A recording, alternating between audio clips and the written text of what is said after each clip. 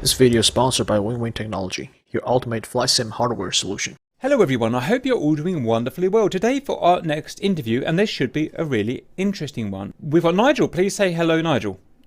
Hi Cap, hi everybody. And thank you very much for joining us. So the title of this is Fast Jet Navigator / Weapons System Officer Interview. First things first, if I run through your bio, then we can get an idea of who we are, and then we'll jump onto the questions. A retired squadron leader, Royal Air Force, Fast Jet Navigator Weapons System Officer, currently specialising in training design, development and capability insertion.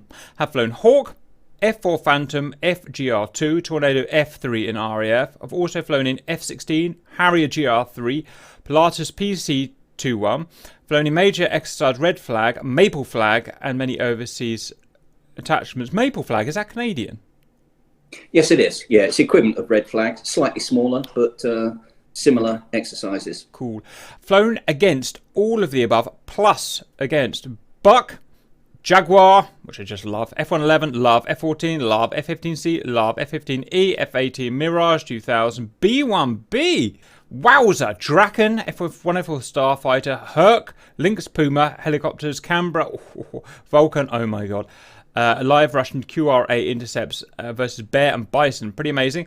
Career history. We'll just blast through this relatively quickly. Sure. Navigator training 1981. So this is when I was one, basically. That's cool. Thank you very much. Sorry, I had to go there. We've got F4 Phantom, 43 Squadron, RAF, 81 to 85, Advanced Low Level Navigation Instruction, 85 to 89, F3 Tornado Instructor, Coningsby. 89-92, Saudi Arabia, 35 Squadron, 92-95, F3 Tornado Squadron, WSO Executive Officer 5 Squadron, 99-98, RAF Staff College, 98-2000, so that was 79 to 2000. I've got training systems specialist there. Pilatus Aircraft 2000-2008. BAE Systems 2008-2012. Aircrew training specialist. BAE Systems Saudi Arabia 12 to 17. Senior training authority. And BAE Systems 2017 to now. Aircrew training manager, and this sheet is publicly available if anyone wants to delve into any deeper stuff than that. So we've got a rough idea now of who you are, Nigel, which is great, and your vast experience. Excellent. Anything before we kick off with the questions?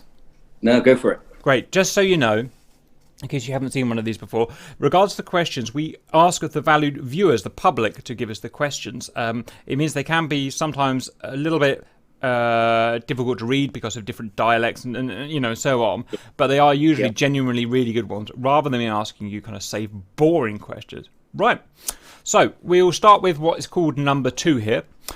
What were some of the more interesting things you learned in cockpit design and display formats? For instance, it goes off the edge of the page. What's the solution to that? There we go.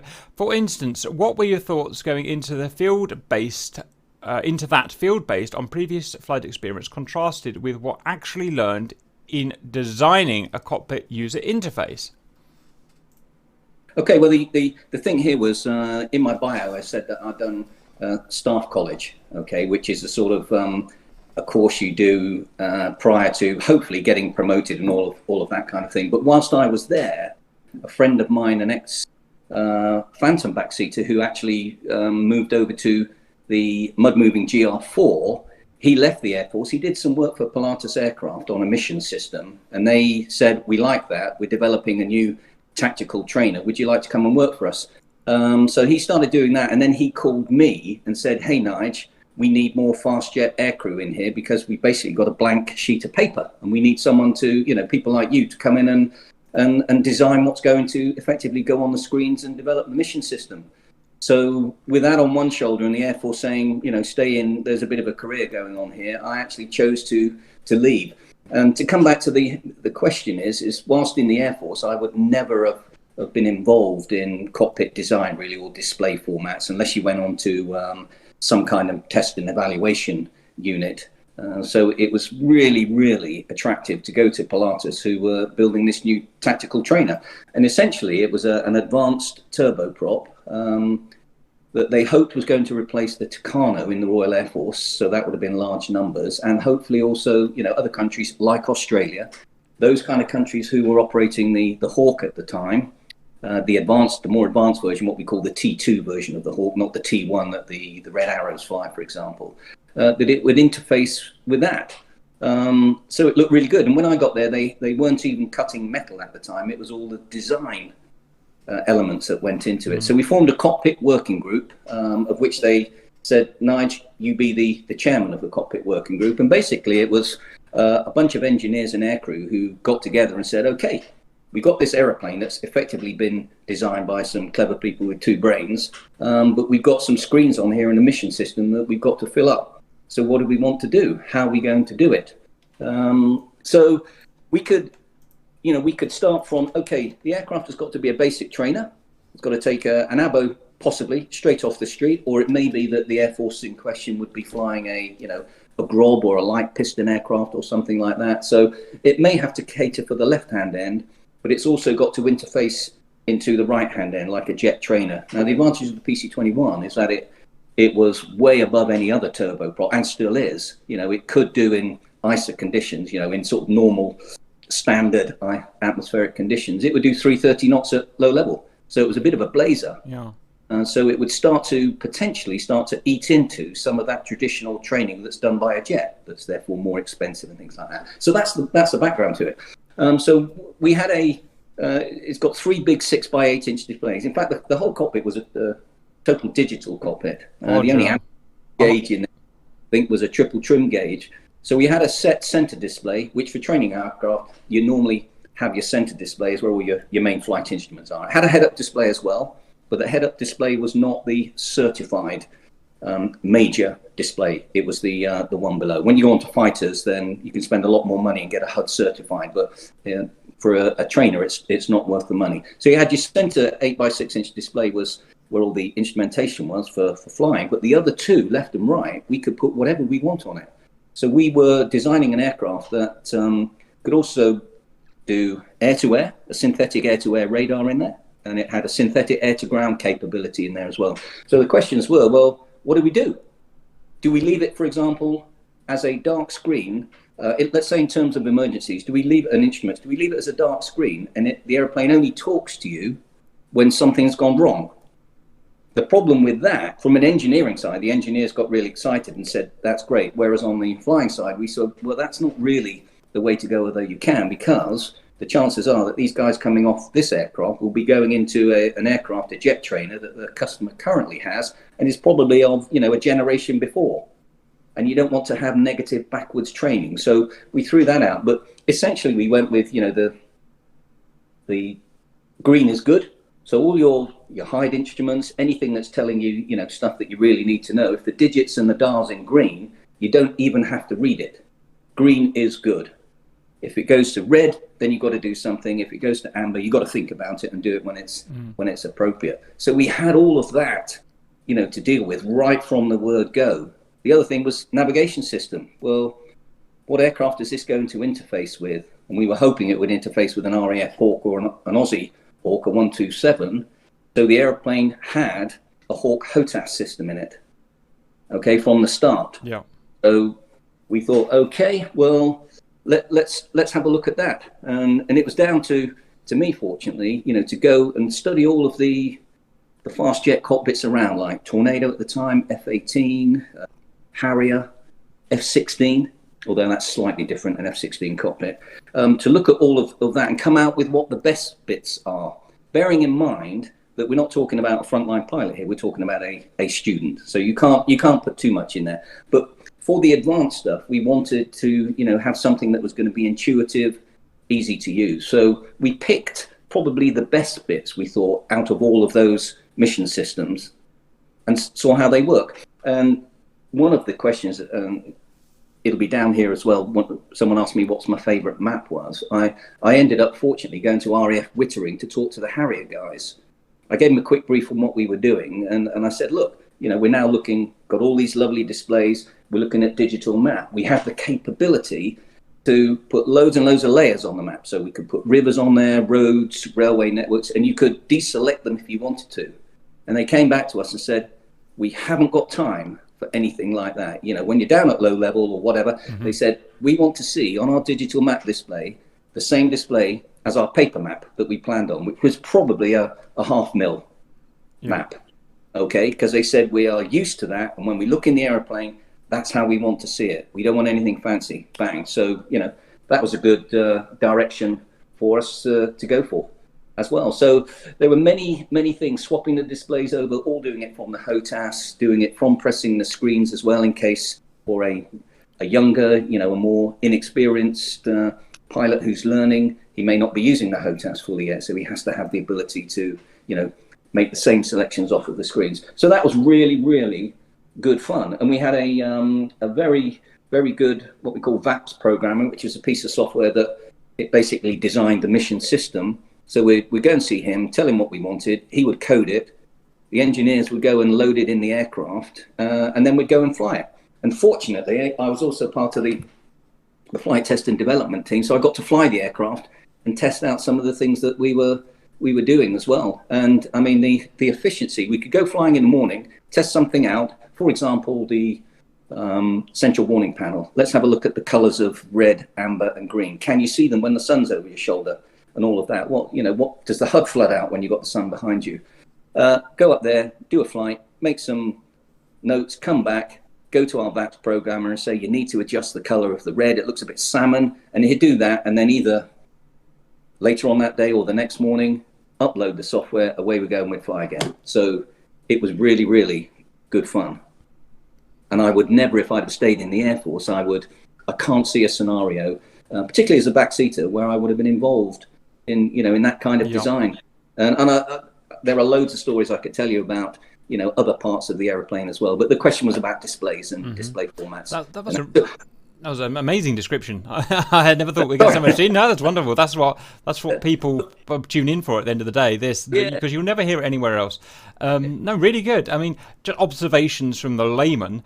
I'm looking at the rear of the PC-21 right now, and it's almost identical to actually an aircraft we have in our DCS simulator. It's called a JF-17. It's Chinese/Pakistan aircraft. And the design philosophy is so similar. Oh, absolutely. And if DCS ever get a Gripen, and I'm going to tell Simon that because I know Simon Pearson very well. In fact, we trained together on the low-level squadron at RAF Finningley, funnily enough. I'll tell him that you need to put a Gripen in there. Now, when we were designing the cockpit, Gripen guys came. They had a Gripen test pilot came, and he was having a look around. We showed him around the jet, and he said, you need to come and visit us, because your cockpit is almost identical to our cockpit in the Gripen, with the 3 6x8s and a sort of up control panel. Obviously, it had a much wider holographic HUD and things like that.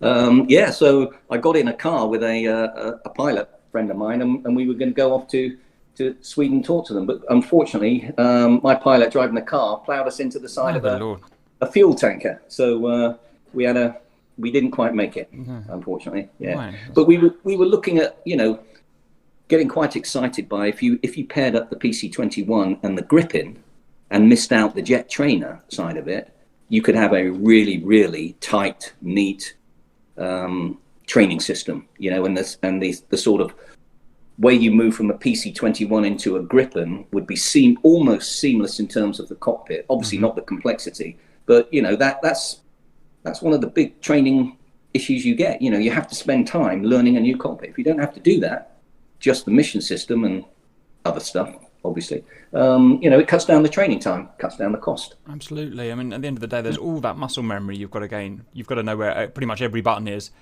by heart, haven't you? Absolutely, yes. Otherwise, you'll end up like me, trying to fly 40 aircraft and just spending all of your time swearing because you can't find everything. Absolutely. Really interesting there. There's just one thing I need to pick up on there. You said the HUD wasn't certified for combat or something. What's this all about? No, when you design an aeroplane, you have to, obviously it has to be certified, which means the authorities that will give you permission to go and fly it and operate it, they have to check it out, test it out and everything, and then you basically get a stamp to say, okay, you can now go and sell this aircraft.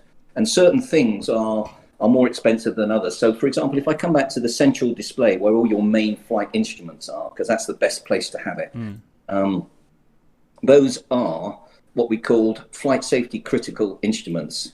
Obviously you didn't want your attitude indicator or your ASI, going wrong at any time. So those things were coded to a very, very high level of code, and the cost to do that was quite high. Okay. If you wanted to then certify your HUD as the main flight instrument, okay, so your display below became the secondary one if the HUD failed, then that too was massively expensive software to create. So we had to make a decision. We had to say, look, this, at the end of the day, this is a training aircraft. Okay, it's not a 70 million pound Typhoon. So we have to make sure that we spend the money wisely. No one's asking us to have a HUD certified aeroplane. So we didn't do it. To be honest, it didn't really affect the way you flew the aircraft, because once anybody who's never flown a HUD before gets into an aircraft with a HUD, it's like finding gold bars. You don't want to let it go. Okay, so most people would do everything through the HUD, but they would have to. Part of the scan you taught the student would be, look, the HUD can go wrong because it's not flight safety critical coded software. So make sure that you're always comparing what's up top on the HUD with what is for real down the bottom, and vice versa. And you should do that in an aeroplane anyway. Yeah. So that's the story behind it. It's just expensive money, Cap, to certify everything. I was just to follow up on that.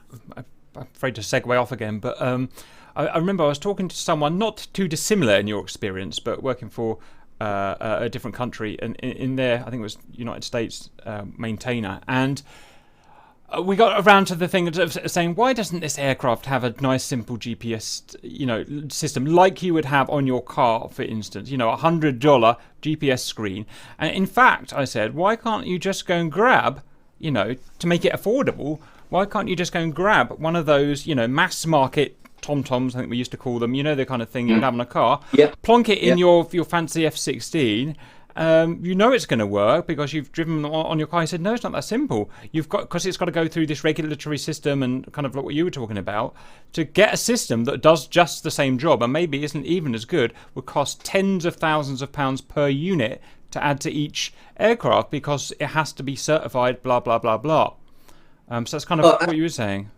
Yeah, absolutely. I mean, if you looked in a Red Arrows Hawk or the Hawk's current T1s that are flying around, they do have a simple GPS that you could go and buy, okay, which does the job for telling you what your position is. But if you want to drop weapons, then you're going to need something that's got, I would say, a lot more accuracy in it.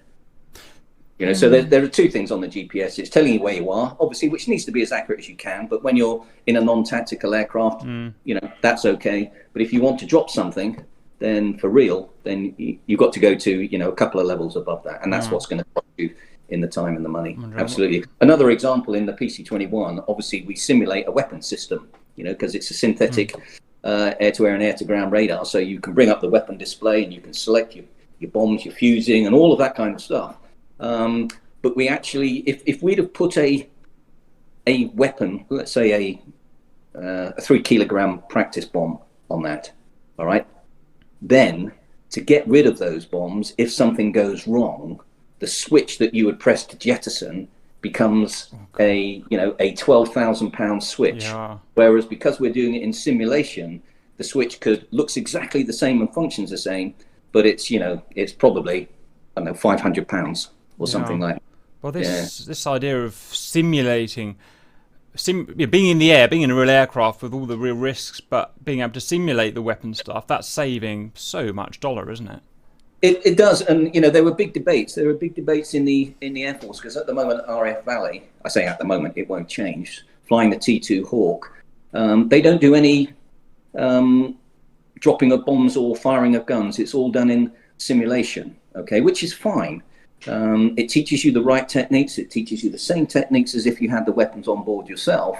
But there is a counter argument to say the thing is that when you walk out to an aircraft that's got real weapons on, okay, you do feel a bit more nervous. You feel a bit more careful about wow, I've got live weapons on. What if I cock it up or something like that? It's a little bit like the difference between flying in a simulator and flying in an aeroplane, and and hauling the aircraft around at low level where it's really dangerous. You get in a sim, you crash. But the point is that you should be training in the sims as you train in the air, and it should be immaterial as to whether you've got a live weapon on or not, because you're training techniques, and what's instilled in you, throughout the whole syllabus will be to do what you're supposed to do. And whether you've got something hung on it or not, it makes no difference. There is a psychological aspect to it, but it doesn't appear now to have, created any kind of problems, is what I would say. Yeah. Very good. Very good. Okay, right. We better push on. That was a good start. That was. When training against the Buccaneer, how did you overcome its prowess at low-level tactics? We've had several stories, in fact, from Simon, for instance, rear seater of the Buck, and the kind of things that would do at red flag at 9 feet off the ground, and the way it could, punch above its weight. Anyway, your kind of response to the question, please. Yeah, hopefully I've shot Simon Pearson down several times, but I had to get that in. I mean, to be honest, the Buck guys, they were sharp. The guys who went to the Buck were, they were not idiots. And quite often, they were some of the better guys from the air to ground side who went there. So I certainly give them that. And they were masters of what they did. So I only came across the Buck when I was on F-4s, not on Tornado F-3s. And they were difficult. And when they were camouflaged in the green and the grey, and they were down doing their low-level stuff, they were very difficult to see. So obviously what we'd like to do is shoot them in the face from a 6,000-foot cap if they were down at low level, something like that. So you'd have a go at that, but that may not work. So you've got to practice for getting in behind them. But their best tactic was what they were trained to do, which is if they saw someone in the rear, is just power up and fly as low and as fast as they can, twisting and turning. So very difficult to see them from above or from behind because of the camouflage. Would we want to, as an air defender, go down to 100 feet and try and do what they're doing? The only advantage in doing that was they would smoke, with the Spey engines, non-reheated Spey engines. So when they went over a ridge or something like that, you'd catch a glimpse of them. But that's all you'd have. And I saw you doing a video fairly recently with, trying to shoot a Harrier down from a 14, I think it was, using guns. It's not easy. It's not really not easy. Everything goes out the window. Correct. And the F4 radar, it had a PD radar, but it was very, very raw and that. So, when you're chasing someone and you might have more or less coast speed or something like that, or might have 50 knots overtake on them, it was very difficult to pick them out on the PD radar, because all of that was buried right near the noise of your own speed. And obviously you could go into pulse, but that's going to just flood it out because you're down at low level. So tricky. I did have a time out in Cyprus back in the about 83, when Operation Pulsator was going on, and we were down on the armament practice camp down there in the gunnery pattern, and the Bucks were sent down because there was some stuff going on in Beirut. And so the Americans were there with us with their carrier, and that's where the F-14 bit came up. And basically they were going to send some Buccaneers and fly up Beirut High Street just as a show of force in there. And we were called in and we were going to escort them. So the workup for that was fantastic. They would bug off somewhere, and then we'd go on cap over Akrotiri, and we'd try and pick them up, and we'd split the cap. You'd have guys up looking down, and you'd have guys down at low level waiting for those smoke trails to come in as these guys came in at 50 feet over the sea. Just one thing to pick you up on. You said you were going head on to these guys who were down low, Angel 6 or 6,000 feet, and you said you had a problem picking them up sometimes. Is that purely a technical radar problem? No, in the head sector, it wasn't so bad. Okay, PD radar, because of your closing speeds, any blip that you got from those targets would be quite high up on the screen, so they'd be away from where the noise is. And the noise is, we had on the F4, you had a notch, effectively, that was almost about equivalent to your speed. Yeah. So if you were round behind someone, that overtake that you had was, let's say you had 50 knots overtake, that was very, very close to where all the noise was. Okay, but if you reversed around and you came at each other head on, then you might have 800 knots of closure. So his target on the radar screen would be much further up and clear, if you see what I mean. Yeah, absolutely. I mean, we're lucky enough that all of this, to a good extent, is all modelled in our simulator that we use. So it's all stuff I'm used to hearing from F-14 Rios and stuff like that. You know, the guys that specialise in it. It's very good. Very good. Yeah. Okay. So what was that? That was about the buck. Excellent. Next, vague question. But what is your favourite type of map? What does that?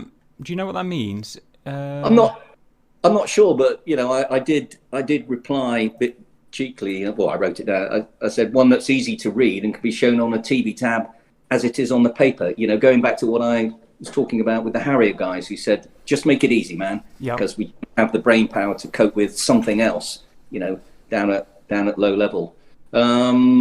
So that's the only way I could really answer that. Now, in the air defense world, I'll be a bit flippant. We didn't used to use the, maps too much. You know, we'd flash around at low level. Sure, if you were doing a dedicated navigation route and we weren't out to look for people, then yeah, you might both have a map and you might both be sharing the navigation. But if we were going out to find somebody, then I'd have my head in the radar and it would be the pilot's responsibility. He may or may not have a map. Depends how well he knows the area. But most of our time was spent, up top. So maps, we never really did too much planning on the air defense side. So maps were a little bit of a non-entity. That's the wrong word. We didn't use them as much as, say, the MUDs would use them, because they did lots and lots of planning. Now, when I was on the F.3 and we started to do what we call COMAO, the combined air operations, we started to embed ourselves in a formation of tornadoes, GR4s. And we provided, with our radar, we provided a heads up. And with the JTIDs, the Link 16 that we had, we could give them a lot of information. But to be able to do those kind of sorties, we had to be involved in a lot of the mission planning. And that was a real wake-up call for air defenders. Give an air defender a map and it's like a 7-year-old, you give them a washing up cloth and go, what the hell is this for? Were you following those GRs visually then, or were you kind of on your own but in the same mission? A little bit of both, actually. We might split the air defense asset. You might have, some high up behind you, so they wouldn't see. But yes, essentially those who were embedded, within the formation or just a little bit above or to the sides, we'd basically been painting the picture. And we would tell them, right, threat from right 2 o'clock, 30 miles, and they would hoof off to the left. Okay, to try, and we would go after them. So we were just trying to divert the incoming attack and let them go off and do their business. It was great fun. It really was. And we had some massive COMAO formations, but boy, it did take a lot of planning. And that's when the air defense guys had to start using maps. Yeah. Roger. Yeah, maps. It's we've recently done some what we call milsim, so a realistic look at using relatively old school pre kind of Link 16 navigation, basically using maps, map and compass and all that stuff. And because the question that spurned it on, and a right question, because a lot of the people that watch us are from the F-22 Raptor period, they're millennials. Why would you have a map? Why would you have a navigator? What a waste of space when I can just click on my SA screen and I know where everything is, right? But they don't understand that coming from the 70s, 80s, and kind of into the 90s, I suppose, that things were very different. Tornado pilots and Buccaneer pilots and, navigators, things were very different. And we kind of threw ourselves in the deep end and took all of the tech away, everything away, apart from a map, compass, a stopwatch. And had to fly complex missions with time on target with multiple groups, 20, 30, 40 guys. And we're lucky to get some actual tornado pilots and navs to come and help us. But God, that was a wake-up call to, So I've massive respect now for you talking about those big groups. Yeah. I mean, that was the way in our day that you tested somebody out. You tested their mettle. You put pressure on them. You go from the Jet Provost to the Hawk, and you're now flashing around at 420 knots. But you still got to use a map and a stopwatch. And it was a way of putting pressure on a guy to see if he had what it took. Could he still get to the target on time, and et cetera, et cetera. That's all replaced now by inertial first. but that also had they might run away by a couple of miles or something like that. And now you've got the GPS and the GPS and the inertial tied together, so much more sophisticated system. So all of that, that difficulty of doing low-level navigation and everything like that gave us all issues, has now gone away. But it has been replaced by other things. There's many more things that you now need to do in a cockpit. There's much more information coming in that replaces the pressure of working on. So it's a good job that you don't have to do that, because I don't think you could do it. And the thing about WSOs and NAVs, and many pilots, especially single seat guys will go, oh yeah, it might be useful having an extra pair of eyes, but I'd rather have more fuel. But when you've got a dedicated 2-seat platform like the Buck or the Tornado, or the Phantom, you cannot fly or operate that aeroplane without 2 seats. Each of you has a specific job. It's like a rally driver. A rally driver. The driver cannot do without the guy in the right-hand seat. You can't fly at 50 feet and do everything else, because you'll kill yourself. It's easier when you've got someone else who's sharing the load. All of that has been replaced by very expensive machines like Raptor and Typhoon, where you've got to pay lots of money to have machines do a lot of that work for you. Not saying it's any easier. It isn't, because it's been replaced, like I said, by other pressures. But yes, it does take away some of the horsepower that the WSO or the NAV used to cope with in that team. Yeah. Roger. Very good. Okay. Right. I mean, literally joining on to that question now. How hard is it to become a weapons system officer? And what's the process to becoming one? I mean, is it actually a thing anymore? I mean, they're all computers now. Weapons system officers are all computerized. Yeah, there are no WSOs or NAVs in the Air Force anymore. We obviously, as you know, we have no Tornadoes, and even the transport side, they don't have NAVs in there anymore. I don't think so. For the Royal Air Force, we don't need them anymore. Obviously, in the States, they have their beautiful F-15 E+s. So they still need it. KSA, Saudi Arabia, they're still flying Tornado. But the process was the same amongst all the air forces. You went to do your aptitude testing. You might have been selected to go pilot training. You go pilot. You might have made it. You might not. A lot of pilots who didn't make it became WSOs. I was one of them.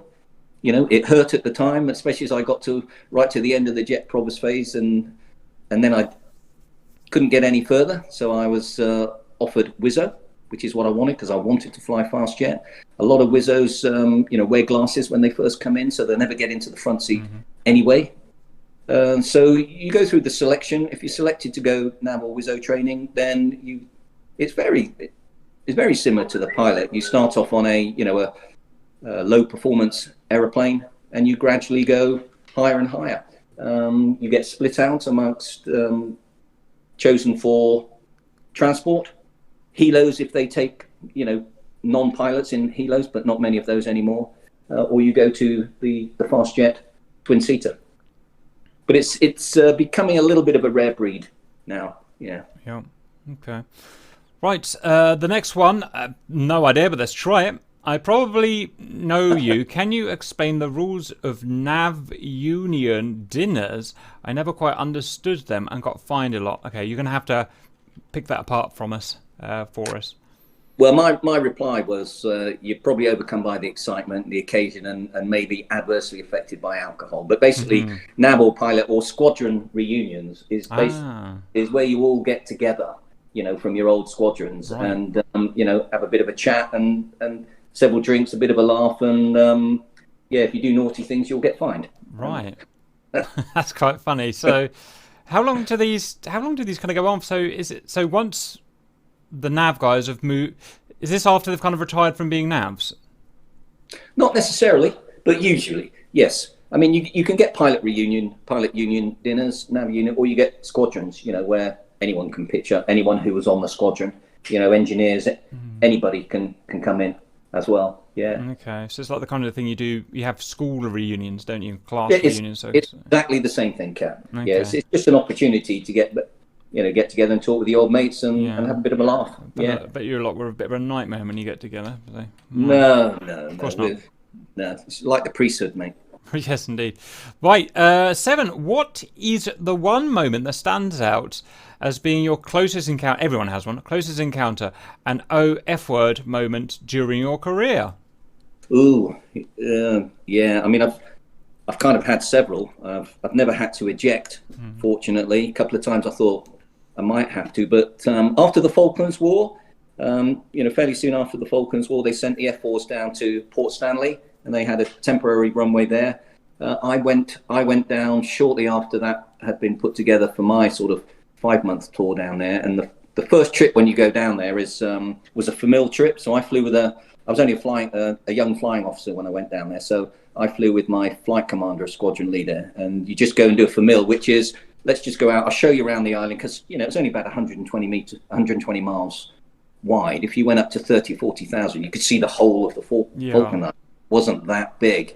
So we'd just hoof around and, go and say hello to the people on the radars and look at a few ships and just generally show you around. So we did that for about an hour. And then he said, right, we'll go back home now. He said, but what we'll do is we'll just go past, there's a radio mast where a radio guy sits and does some of his stuff. But we normally go and fly by and rock the wings and just say hello because he's out there on his own. So bang, we went smashing down at 500 knots plus over the top of this mast, and there's a massive big bang and a huge vibration when we went over the mast. And I thought, like he did, that moment, we've hit it. That's what we thought, and we lost an engine and that. And the problem with the Falklands down there at the time is that there weren't many areas where you could safely eject because they still hadn't cleared all of the mines and everything like that. So you couldn't guarantee you wouldn't land on a mine. Anyway, we had 2 engines, thankfully, so we shut it down, went back, managed to land in okay, and the runway was a short runway because it was made of AM2 matting, like a jigsaw puzzle put together, and you took the rag every time anyway, so that wasn't a problem. And we were told, actually, it was just a coincidence that at the point at which we went over the mast, one of the combustion chambers in the right-hand engine just exploded. But we genuinely thought we are in big trouble. We've hit that mast, and that we had a sinking feeling, but there we go. I've had a twin tire burst on the runway. How does that happen? Yeah, well, just landed back with my my F-4 pilot, and he landed a little bit heavy on one side, and he burst the left-hand tire, which obviously caused the aircraft to yaw a lot on the runway. So he smashed in a lot of opposite brake and everything on that, and that burst the right-hand tire as well. So we were going down the runway on the disc brakes. Of course, from the outside there were sparks and everything and fire and all that, and air traffic controller going, you're on fire, you're on fire, you're on fire. So that was a little bit of a hairy moment. And of course your hand was on the ejection seat because we were starting to veer off the runway, and we didn't know whether we're going to have to pull the handle. We had a conversation, and it looked like the fact that we were on the discs brakes, they were scouring into the runway, and they were kind of creating its own channel, which stopped us from drifting across. So we decided to stay with it. Yeah, they had to go and fill the runway in afterwards because there was literally, two massive score marks as we traveled down the runway on discs. So yeah, lots of things like that. Supersonic with another F going part. I think it was another F4 doing air combat in Deci Mamano. We got a little bit close. These things happen. We were both happened to be going supersonic, and the Phantom is a big, tough aircraft, but we both felt it. And when we came down, we both had bits of the skin were peeling off the fin, and all manner of things. Yeah. So So these things happen, but you can feel the shockwave from the other aircraft then. Oh yeah, absolutely. External fuel tank came apart. One of the bolts that fixed it, we couldn't figure out what all the vibration was. Engine check, everything was all right. So you slow down and you make a long trek back home, and we couldn't figure it out. And when we landed, the engineers looked at it and said, "Oh, one of the bolts holding the one of the underwing fuel tanks had sheared off. So it's just the thing was just vibrating. That was what was causing it." Yeah. Your story of going down the runway and veering off, almost hitting the grass, that's pretty much a daily event for me because of how I fly. But it just spawn an interesting question. Again, like you said at the beginning, in my game /sim, it doesn't matter. I'm happy to crash and blow up and just get another one. But for you, is there a procedure if for aeroplanes, if something's gone wrong on the runway, either taking off or landing, and you know you're going to hit the grass, is there a procedure to bail or stick with it or wait for something? I think a lot of it will depend on the speed at which you are going off, and it then becomes, an individual's cruise. Pilot's discretion type decision. Yeah, as to whether you want to go. Either of you can elect to eject, and depending on how you've got the connection between the two ejection seats set up, either if the front pilot goes, the WSO will go with him, or it can be separate, and that depends on what you agree between the two of you. Right. Okay. Yeah, but there's no fixed rule. So I think it would depend on speed. If you just landed, at 150, 155, and you were veering off, then you'd probably go for an ejection. Roger. Yeah. When is the decision made about when you take off? I'm guessing when you decide how the ejection system is linked. Yes, it's part of the pre-takeoff checks. Yeah. Right. Very interesting. Okay. Right, another one that requires some background. Question for Nigel, backstory required. Are you still a gold member of the Cheese Room? Fifi Croissant sends her warmest regards. So that's, okay, we'll best let you fill us in on that one. Yeah, I had to smile about that. When I was in KSA, in Kingdom of Saudi Arabia, in 2012 to 2017, and we were introducing a brand new training system to the Saudis, and they'd purchased, one of the aircraft they'd purchased was the PC-21, and they'd also purchased the new Hawk, to them, the T-165. So we were implementing that. So we had a lot of the pilots who were flying on the PC-9 had to convert to the PC-21. And I made a very good friend of mine, a Canadian pilot, who incidentally, and I'm sure he wouldn't mind me telling you, he joined the Canadian Air Force as a WSO, as a nav. Yeah. And he moved across to a pilot, there's a question about this sort of thing later on. And we became very good friends, indeed. And we had the same sort of taste in some of our music, which was, sort of 70s, 80s, hence the Cheese Room, whatever. And because he was Canadian, he spoke French as well. So hence the dog was called Fifi Croissant. Or that's what I called her anyway. So there we are. So Savvy, his name is Mike Savard. If you're listening, Mike, good to hear from you. There you go. Very good. Okay. On to the meat, on to the ordnance. What was your favourite munition to work with and why? This is going to be interesting. Well, yeah, being an air defender, we don't have when I was flying, we obviously didn't have the choice of munitions compared to, a Tornado or even the Bucks and that really. So, we carried... on the F-4, it was Winders, Gulfs to start with, and Skyflash, or Sparrow, sorry. Sparrow. I would say my favourite one, though, was before I joined my Phantom Operational Conversion Unit. So I came out of Finningley, did my nav training at the time, was going Phantoms, but because the pilots always got the opportunity to go and do a tactical course on a fast jet trainer, the WSOs and the NAVs didn't have. So normally they were sent direct to an OCU. So they might be going from a jet provost or an HS-125, our low level trainer, learning how to do radar navigation at low level, and the next jet they go in is a massive big F-4. So you'd normally partner up with a trainee pilot, but those guys, because they'd had that extra Valley or Chivener, they always came with a bit more experience than the WSO. So the powers that be said, look, why can't we send the WSOs on the Hawk as well? And so that's what we did. It was a little bit informal at the time when we went through. We were told, right, go and spend 6 months at RAF Brody or RAF Chivener and just get as much flying as you can. And that's what we did. We used to do what we called sandbagging. Hang around the ops desk. Is there a trip going? Yes, there is. Right, get in the back. And off you go. So whatever they were doing is what we would go and do. And on a Friday afternoon, quite often, they would have, Friday afternoon war games where the instructors were able to, not do any student flying and go off and fly against their mates in F4s and do some fill.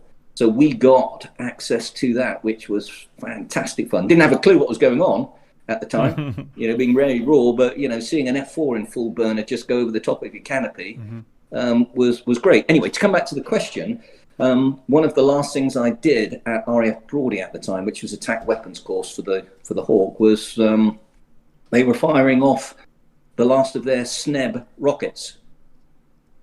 So they said, okay, here's half a dozen jets, here's a whole load of SNEB rockets, go to the range, fire them off, and then we're not using them anymore. And the thing about the SNEB, of course, is that you can see it. So when you fire it, it's a very visual thing as well as feeling it. Whereas when you fire a gun, you can feel it, but you can't really see it. And when you fire a missile, you get a little bit of a unk as it comes off. You get a smoke trail for a couple of seconds, and then there's nothing there, apart from hopefully a big explosion at the end of it. So the SNEB rockets was fun because, big flames, lots of noise and everything, and you could almost see them impact into the ground. But I would say that probably when we changed from AIM-9 Golfs, which was a rear hemisphere winder, to the AIM-9L, which was a total hemisphere weapon, that was a good change. So I'd have to say, from a professional point of view, the change from Golf to Lima.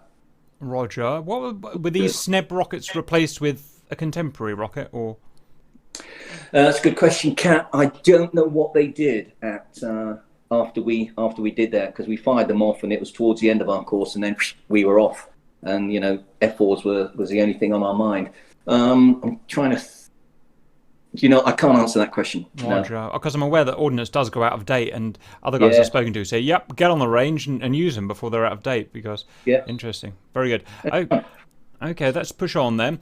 Nige, even though sensor integration and task automation has resulted in fewer cockpits, WSOs, as we've talked about, do you think the current push for multi-role do-it-all fighters could lead to, more WSO/pilot crew fighters?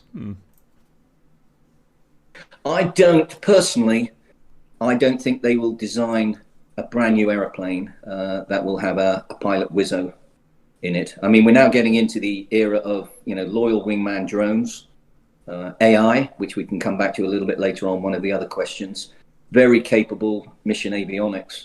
The nearest thing to it might be the new F-15 EX, which is just a derivative of the F-15E. I would certainly, if I was a young man now, would love to go and fly in that aeroplane. That's the place to be. But you could argue that's not a new aeroplane. So no, I don't think there'll be a new two-seater. I do know that at one stage, Saab Gripen were looking at a dedicated two-seat aircraft where they basically had a tactical commander in the back seat, not necessarily a WSO or NAV. And I think that's something to do with the fact that you can now start to think about taking drones on your wing and everything like that, and it may be just too much for the pilot in the front, or you've actually taken your tactical view, your commander of what's going on with the amount of information that's available to these days. Rather be on the ground, you take them with you up in the air. Now I've heard no more about that, so I think the answer to the question is no, I don't think so. Roger. Okay. What is Maple Flag exercise, and any interesting stories from Red Flag? Maple Flag is effectively the equivalent of Red Flag, but it is smaller, I think, in overall size. But Red Flag was normally a yearly thing if you were lucky. So I think they introduced the Maple Flag, because the Canadian Air Forces also locally wanted the ability to do this kind of thing. And of course, they've got major airspace up there. But the sort of premise of it is effectively the same as Red Flag. So we used to go to Maple Flag, and you get all the different air forces from around the world would come in, and they had a massive airspace as well. I remember going off and doing one sortie where we flew around for an hour at low level, didn't see anybody. No human, signs of humanity, no houses or anything, just massive place. But you did the same kind of war stuff as you did in Red Flag. Interesting stories around Red Flag. I think my most interesting Red Flag was when I was on 5 Squadron. We were one of the squadrons that had Link 16 in there. And that was an interesting time, because that obviously we had Skyflash at the time. I didn't fly an F.3. I left before they went to AMRAAM and ASRAAM. So we were Skyflash, and therefore we were tied to maintaining a lock on the aircraft you wanted to shoot at. But when the Link 16 came in, it started off being a piece of kit where we could talk to each other and send messages to each other. So if we went off and did some night flying or something like that, and one of the guys went US or ran out of fuel before someone else's, you could message him and say, okay, I'll have a brown beer, please. I'll have a yellow beer. That kind of thing. But it gradually got more and more sophisticated on what it could do. And we, with our clever qualified weapons instructors, the QIs, they were the really good guys, the smart guys on the squadron. They were, you could argue that they were some of the best at what they did. They started developing tactics for it. So when we went to Red Flag at one time, we were using the Link 16 more as a weapon, effectively, because we had to, because you can't go up against an AMRAAM with a Skyflash. So examples of that, we would to save fuel, rather than go and join the fight half an hour after it started, as a reinforcement. Sometimes you could go up there and you'd be hanging around 20 minutes waiting for that fight to finish, before you could join in.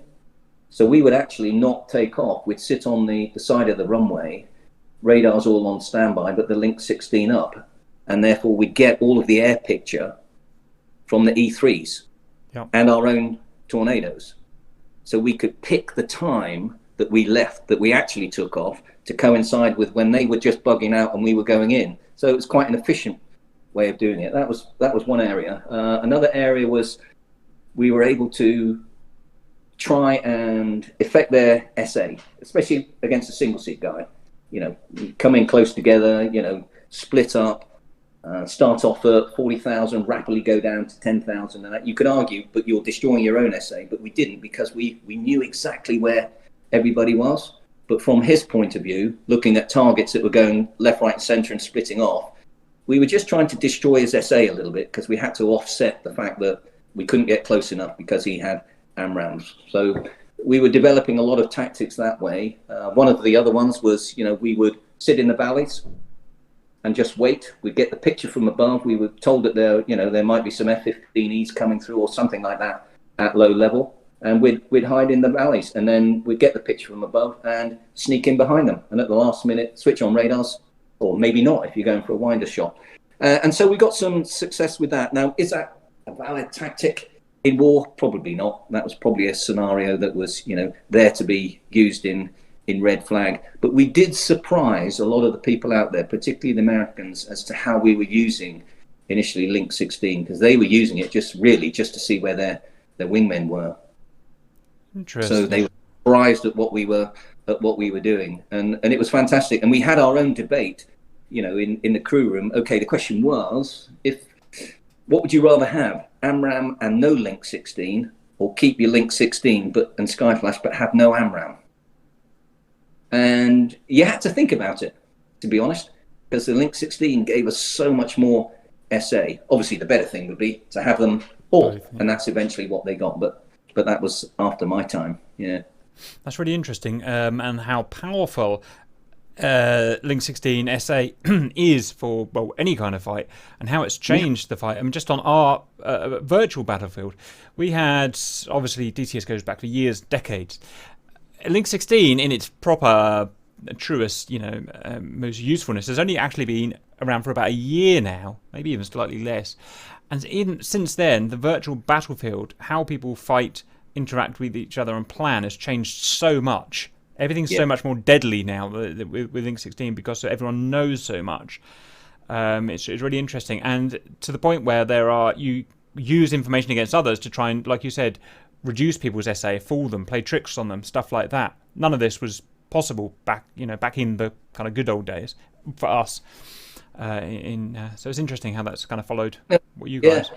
Yeah, and it was all in the back seat in the F3, along with the radar. So it upped your game, that was for sure. It gave you another piece of equipment that you could use tactically, and at at times it was hard work. It was hard work. It was great, but there's a lot of information coming at you. Yeah. Roger. Okay, very good. Let's move on. Was the navigator's training in the old days much different than now? And what were the stepping stones to understand to get into it? So obviously, I mean, there isn't really any navigator's training now, but I mean, the pilot navigation training? Well, you see, as we said earlier on, a lot of it's been replaced now, by automation, following a green line. That's relatively easy to do when the system will automatically steer you anywhere. You don't have to, think about it. There are no errors in the system. You assume that the GPS and everything is going to work correctly. I'll tell you a little story. When I went to the Harrier OCU and was speaking to them about developing our cockpit in the PC-21, they were saying that they got so used to flying with the GPS stroke IN, strapped together, so it's very accurate, that they never actually, and it never failed, so they never practiced it failing until actually one day it did, and it got the pilot in a lot of trouble. So they changed their syllabus to include specific sorties where the GPS has failed and the IN is starting to degrade. So can you still make it? What do you have to do in those circumstances? So that was quite interesting. But I think the level of sophistication now and reliability has gone up so much that that traditional way of assessing someone or putting pressure on someone to fly, map and stopwatch, you don't need that anymore. And to be honest, if you can't guarantee that you'll get your weapon on the target these days, and there's a risk of collateral damage to civilians, quite rightly or somewhere, then, if you've got a degraded system, if you can't guarantee you're going to hit the target correctly, then you don't. You come home. It's interesting how that's changed from carpet bombing. And yeah. I mean, we did in the F-4. We did, one of the sorties we used to do was low-level high speeds, day and night. So a target would run in at about 580 to 600 knots, another F-4, and it's simulating, a large Russian missile or an incoming low-level strike of an Su-24 or something, some very high-speed target doing at night. So that was quite complex because you had to make sure that you got your turns in. Everything had to be done on the numbers. And with the F4 radar, when you looked at the raw radar, you weren't getting any information on what's its heading, height, and speed. The way we used to discern what the heading was well, if it stays at a constant angle, you're on a collision, so you can work it out. But otherwise, you'd put it on the nose, and if it drifts, you go, okay, I'll call it a 150. Left, right, or right, left, and make an assessment, and then you drive yourself out, get your displacement. Because on a high-speed target, you don't want to come and hit someone nose to nose, because if you miss, okay, then your turning circle at high speed is quite large, and by the time you've got round the corner, him at 600 knots, he's gone, and you'll never catch him again. And so you come with displacement, so you can, etc., etc. So they may do that these days. I'm not quite sure. We did high-level supersonic as well, going up against 1.2, so up at 50,000 feet. We used to practice in the simulator Concorde profile. The question was, could we attack a Concorde? And you'd hit it in the face if you could. Instead of firing one missile, you'd always fire a pair just in case. But could you catch it? Could you go around the corner and catch Concorde if you didn't shoot him in the face? And the answer is no. You couldn't do it. Wow. Yeah. So we used to do all of that kind of stuff. Yeah. Interesting. On both the F4 and the F3, but of course with the F3, with the Foxhunter radar, like a Typhoon, like modern radars, you get a lot more information now. Even in track while scan, even without that, you're getting ranges, you're getting heading, track crossing angles, you're getting speeds, displacement will automatically read out for you, and that so different. You have to be good at arithmetic in the F4, that's for sure. You have to do it all mandrolically, work out on the spot, quick mental arithmetic. Quick, yeah, absolutely. 1 in 60 rule. If you didn't know that, then you were doomed. The yeah, that's one thing I've learned in DCS. I mean, if you get rid of your super new systems, your Link 16, get rid of your 40-mile all aspect AMRAM, high speed interceptions are incredible. They're an art form. It sounds really easy. Fly towards the guy, get a sidewinder on him, done. You've got to do so much planning, so much geometric planning to get your guy in the right place. If someone says to you, I want you to do a high-speed intercept, he's coming in at 600 knots at 250 feet, and I want you to roll out behind him at 1 mile, that's not easy. No. Because you've got to be very precise. And in the F4, if you cocked it up, and let's say instead of 5 miles displacement laterally, you came in with say 2, so you had to haul it around the corner. You didn't want to do high AOA turns in an F4 because it was prone to flicking, and that. Yeah. So you had to get your numbers correct, and that. So we used to take great pride in, if we could roll out at 1/2 mile, then the beers were on you. Yeah. It was good. It was good, but as you say, very precise. Yeah. Okay. Right, you were involved in live QRA of Russian aircraft like Bears and others. Very exciting. Can you walk us through an intercept and what are the steps to follow? I'm not sure what you can share, but let's see what you say. I don't think anything has really changed between, when I was doing it and let's say a Typhoon on QRA. Obviously, you came off your operational conversion unit. You joined a squadron, and then you had to do another workup. You had to become what they call combat ready. So you basically learned the aeroplane and learned some of the systems and learned how to fight it a bit. Now you had to do the operational bit. But before you could go and sit QRA, certainly when I was up at 43 Squadron at Lucas, you had to do your combat ready workup. Once you got that stamp in your logbook, then you could go and sit QRA. And of course, that was really, really exciting.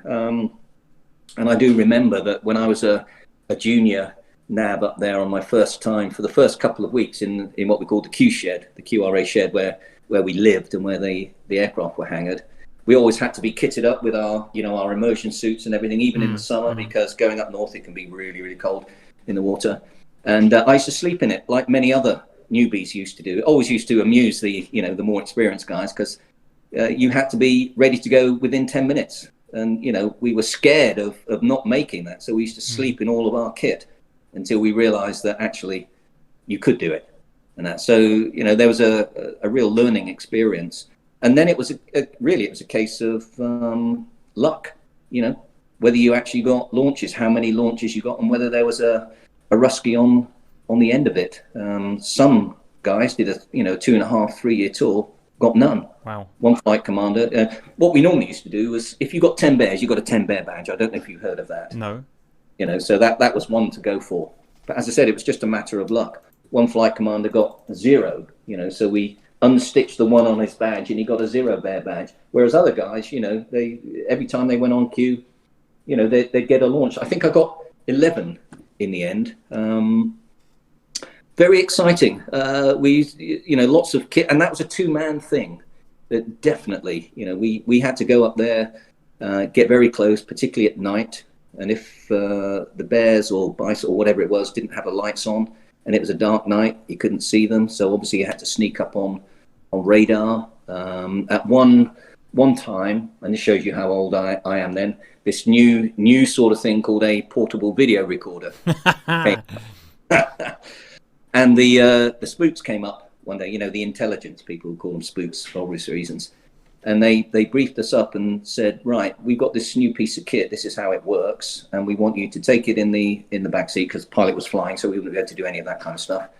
And we in particularly want to look at the bears. We want to know more information about why they can fly as fast as they can and their turboprop technology. So we want you to video it, but also the video recorder has got a sound, microphone on it, and we want you to get as close as you can safely, because we want to hear what goes on.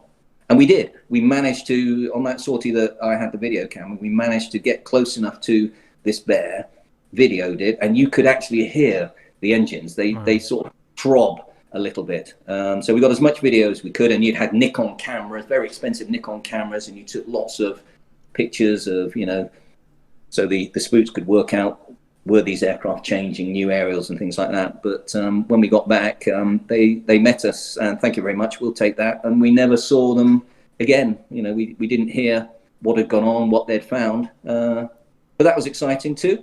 We had one launch where they came north of Norway, so the Norwegians intercepted them in their F-16s, and instead of going through the Iceland-Faroes Gap, they turned left and came down between sort of Sweden and the UK and kept coming south into the North Sea. So F-15s from Susterberg, I think it was, they got launched as well. We got launched, and they even got far enough south that they turned right, heading west, and we think they were doing an attack on Newcastle, a simulated weapon attack.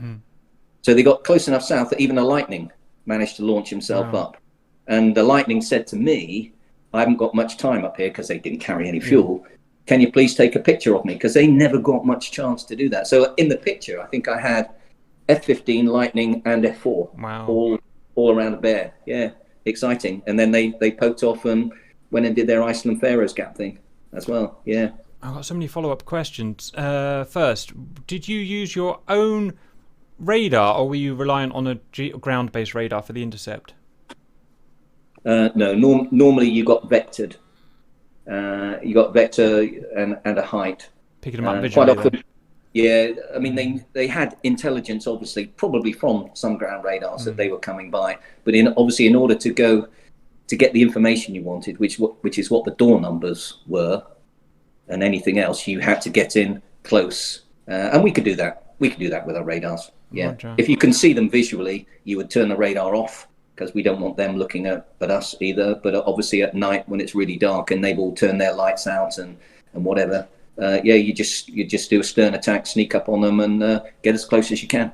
Fascinating, this idea of getting really close, these kind of headbutts of getting really close and flying in formation with them. And I mean, I'm looking at various kind of historical pictures while you're talking, and the first one was an old Phantom intercepting a bear over Iceland, where it did a barrel roll around the bear, spurred on by the bear pilots or the bear crew.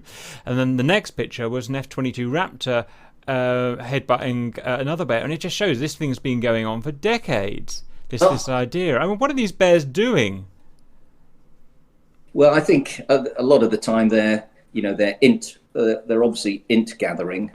Maybe they're looking at Navy. Maybe they're doing some sort of submarine stuff. Maybe they're just looking and testing us, probing to see can we still afford our air defense? Sure. That kind of thing. Sometimes we get a hint that they're coming.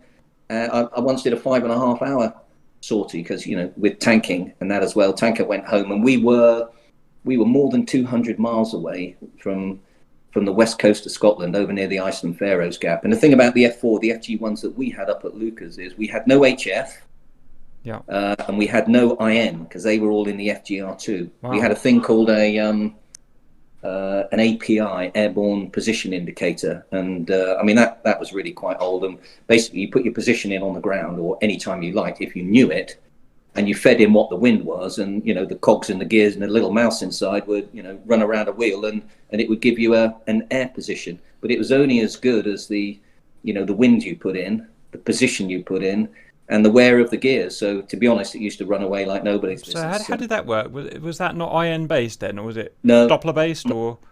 No, nothing at all. You just put some parameters in. And obviously, it had a feed-in of speed. Yeah, and direction and stuff, yeah. And direction. Good Lord. But it wasn't very reliable. So we were there with, being, over 200 miles away, we had nothing on the scope. No HF, so we couldn't talk to anyone. The tanker had gone home. And we just thought, well, the only thing we can do is stay on cap until we hit bingo and we go home. And that. But, that was the time when you used to think to yourself, if we had a problem now, and we had to get the aircraft in that, you wondered, no one would necessarily quite know where we were, unless your point is made, Cap, that ground radars were looking at us all the time, even though they couldn't talk to us. Yeah.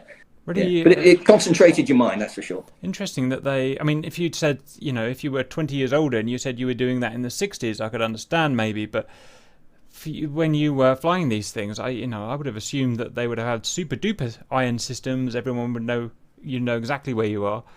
That's quite amazing. you could argue that Northern QRA used to get most of the launches, so why wouldn't we have had the aircraft that had HF and an IN? And that would be a fair question to ask. We asked it sometimes, but it wasn't, and you did what you did. Yeah. Okay. Wow. Amazing. But okay. Right. We must push on then. What was your first fast jet experience, and did you enjoy it? First fast jet was flying the Hawk at RAF Broady, TAC Weapons. As I said, when we were sandbagging now go and fill your boots, guys, get as much as you can. So that was really my first fast jet, although that was a jet trainer. But my first trip was obviously in the F-4. Went to the OCU, and your first trip, like when I was in the Falklands, was a FAM familiarization trip. And basically you got in the jet, no one was expecting much of you. You did a max reheat climb, which was fun, even in a F4. Obviously for people like me, it was the first time I'd ever experienced anything like that. And you just try and hang on and, keep your mind in the same week that you took off in. That was the first one. And then, you're on into all of your OCU conversion. Yeah. Okay. So I did enjoy it. Next question is a fun question, not to be taken too seriously, but what is your all-time favourite aircraft that you would love to take for a spin in a dream world, and why? Is it any time, any type of aircraft? Just, I like that plane there. Well,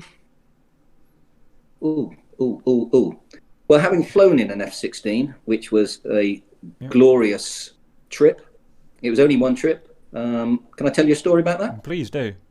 Yeah, I was when I was at Finningley as an instructor, we had a thing called a GWAN, GWAN, which is General War Appointment NAV, and you had a same for a pilot. So what it meant was that to keep your hand in, you could go back to an F4 squadron and do a little bit of flying, twice a year for a week or so. So if the bloom went up and they required you to stop training, navigators and get in a squadron aircraft, you still had the skill set more or less to go and do it.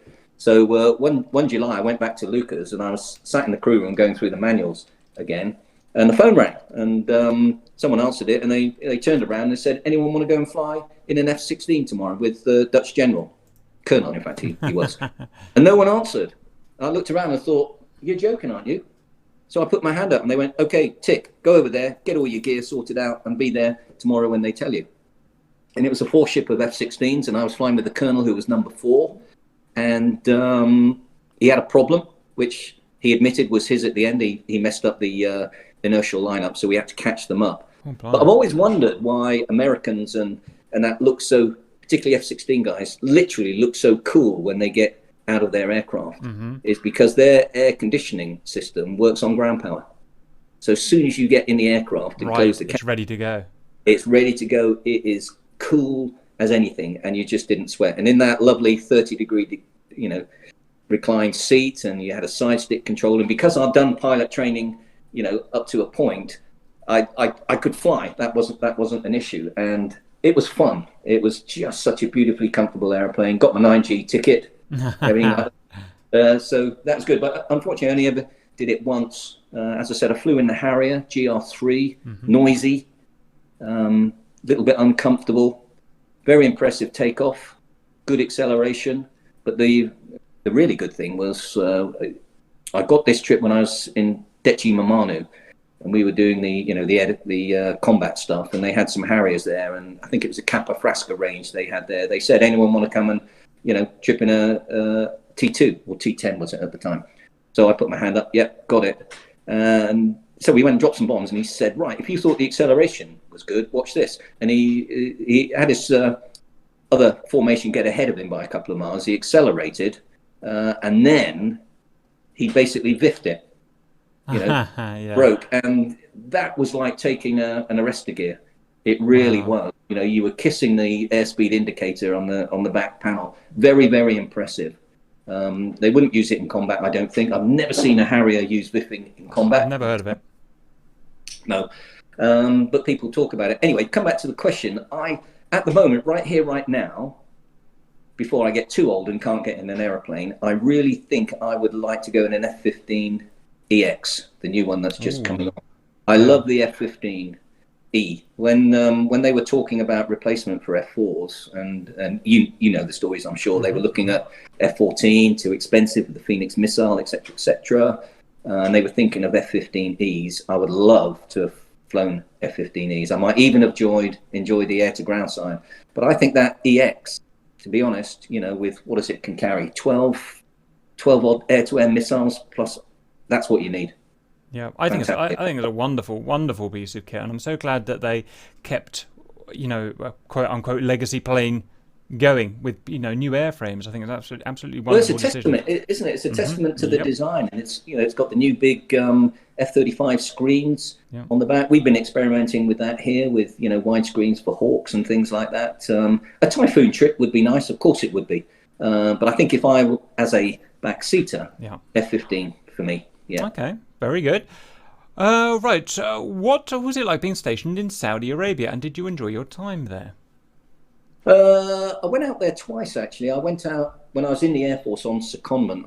When I was at RF Coningsby on the OCU as an instructor, we used to teach we used to have the Saudis who bought the Tornado F.3. They used to do their conversion training at RAF Coningsby. So they had what they called a Saudi training flight, and I got invited to come and join them for a period, which I did. And then I went out to Saudi myself. I thought, well, I quite like these guys and everything like that. But I didn't go out on the F3. I went out on the Jetstream, which doesn't sound very sexy at all, you know, turboprop thing. But it had a Tornado GR1 at the time cockpit in the back. Wow. And that's where the WSO did his training. And then you had another WSO up the front who was doing visual nav training. We did everything at 200 feet from takeoff. Cool. Everything. It wasn't particularly comfortable because it being a very low wing loader in the desert, you know, and you got the thermals and everything. It was, you know, it was quite uncomfortable. But as a training machine, it was really good. And it also had an air defense, an ADV element to it as well. So we could do a bit of both. So that was my first time out in Saudi.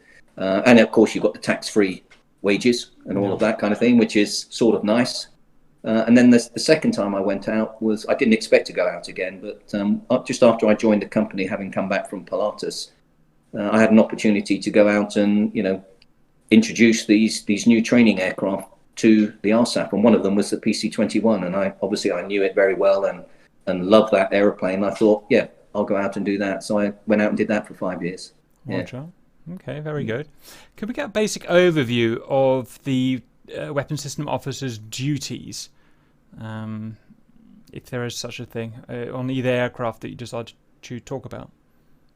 Yeah, the question says after taking off and getting, duties after taking off and getting near the mission zone or straight after the cold start. Well, actually, you know, your duties really start before that. I don't know if you've ever noticed, but certainly on you wouldn't probably have seen F4s, but on F4s and F3s, whilst the pilot goes and signs for the aircraft and checks if there's any, you know, any bits that are US but we can still go with, or what the state of the aircraft is, the WSO would normally go out, and in the F4 we used to jump in the front seat, set all the switches up, get power on it, you know, so we could start switching equipment on in the back before the pilot came out. And for the F3, we did exactly the same thing, and, you know, we'd switch the auxiliary power unit on, so you'd hear something like an engine going, because we had a twin IN in the F3, and we needed to get that cranked up and going. So, you know, you'd go in and do all of that, then you'd step in the back, and all of the checks that you did, apart from your very own in your very own cockpit, but all things like you know, pre-taxi, taxi takeoffs, pre-takeoff, after takeoff checks, you know, recovery checks and everything, they were all challenge and response.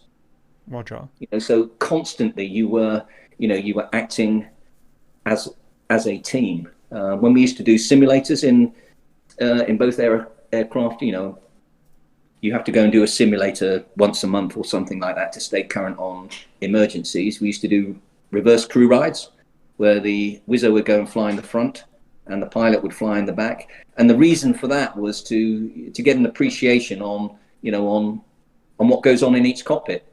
So when the pressure is on, like in an emergency, you know, you know from, let's say, if you're sat in the front seat as a WSO, if the guy in the back is going through the emergency checklist, you know, faster than you can assimilate with what's going on in the aircraft while you're trying to handle it, then that's not a good thing. So it was it was good fun, but it was primarily for both of you to get a good idea of an appreciation of what goes on in each cockpit. So it was always a team effort because, as I said before, that aeroplane cannot be flown single seat or operated single seat. Yeah. You need to have both of you in there. You know, the training you did was the same. You know, you had air combat phase training. Everything was the same. You know, if a pilot lost tally with the target in front of him, but you had it, you were expected to, control the fight. You were expected to look over your shoulder as well, look at aircraft coming in, look at aspect, is it lead, lag? And if he didn't see it, you would control the fight. So you had to know all that information, shared between the two of you. You had to be as good as each other. In fact, I saw an F-14 Rio the other day chasing F-16s, doing exactly the same thing. And I thought, yeah, that's exactly what it's like. Yeah. So, and with JTIDs coming in and have quick radios and all of that kind of thing in the F3, there was a lot to do, and it started well before you got any aircraft. And then debriefs as well. You quite often if you were leading or being assessed as a WSO, as a 4-ship lead or something like that, you'd be expected to brief it, lead it, debrief it. Yeah. Very good. The next question is about DCS. Do you have an experience of DCS? I do. I'm not flying as much as I should do or would want to because I'm a bit busy at the moment. Sure. But yes, I bought A10 a long time ago. But then when I went abroad and everything like that, I stopped flying with it. But now I want to get back into it, and I don't know. Am I allowed to mention Howling Ravens that my son Matt flies? Absolutely. You're not going to shoot me? I will. There will be no shooting involved. I might go and shoot them in the sky, but I will not shoot. No, absolutely. Bring it on. Yeah. So awesome.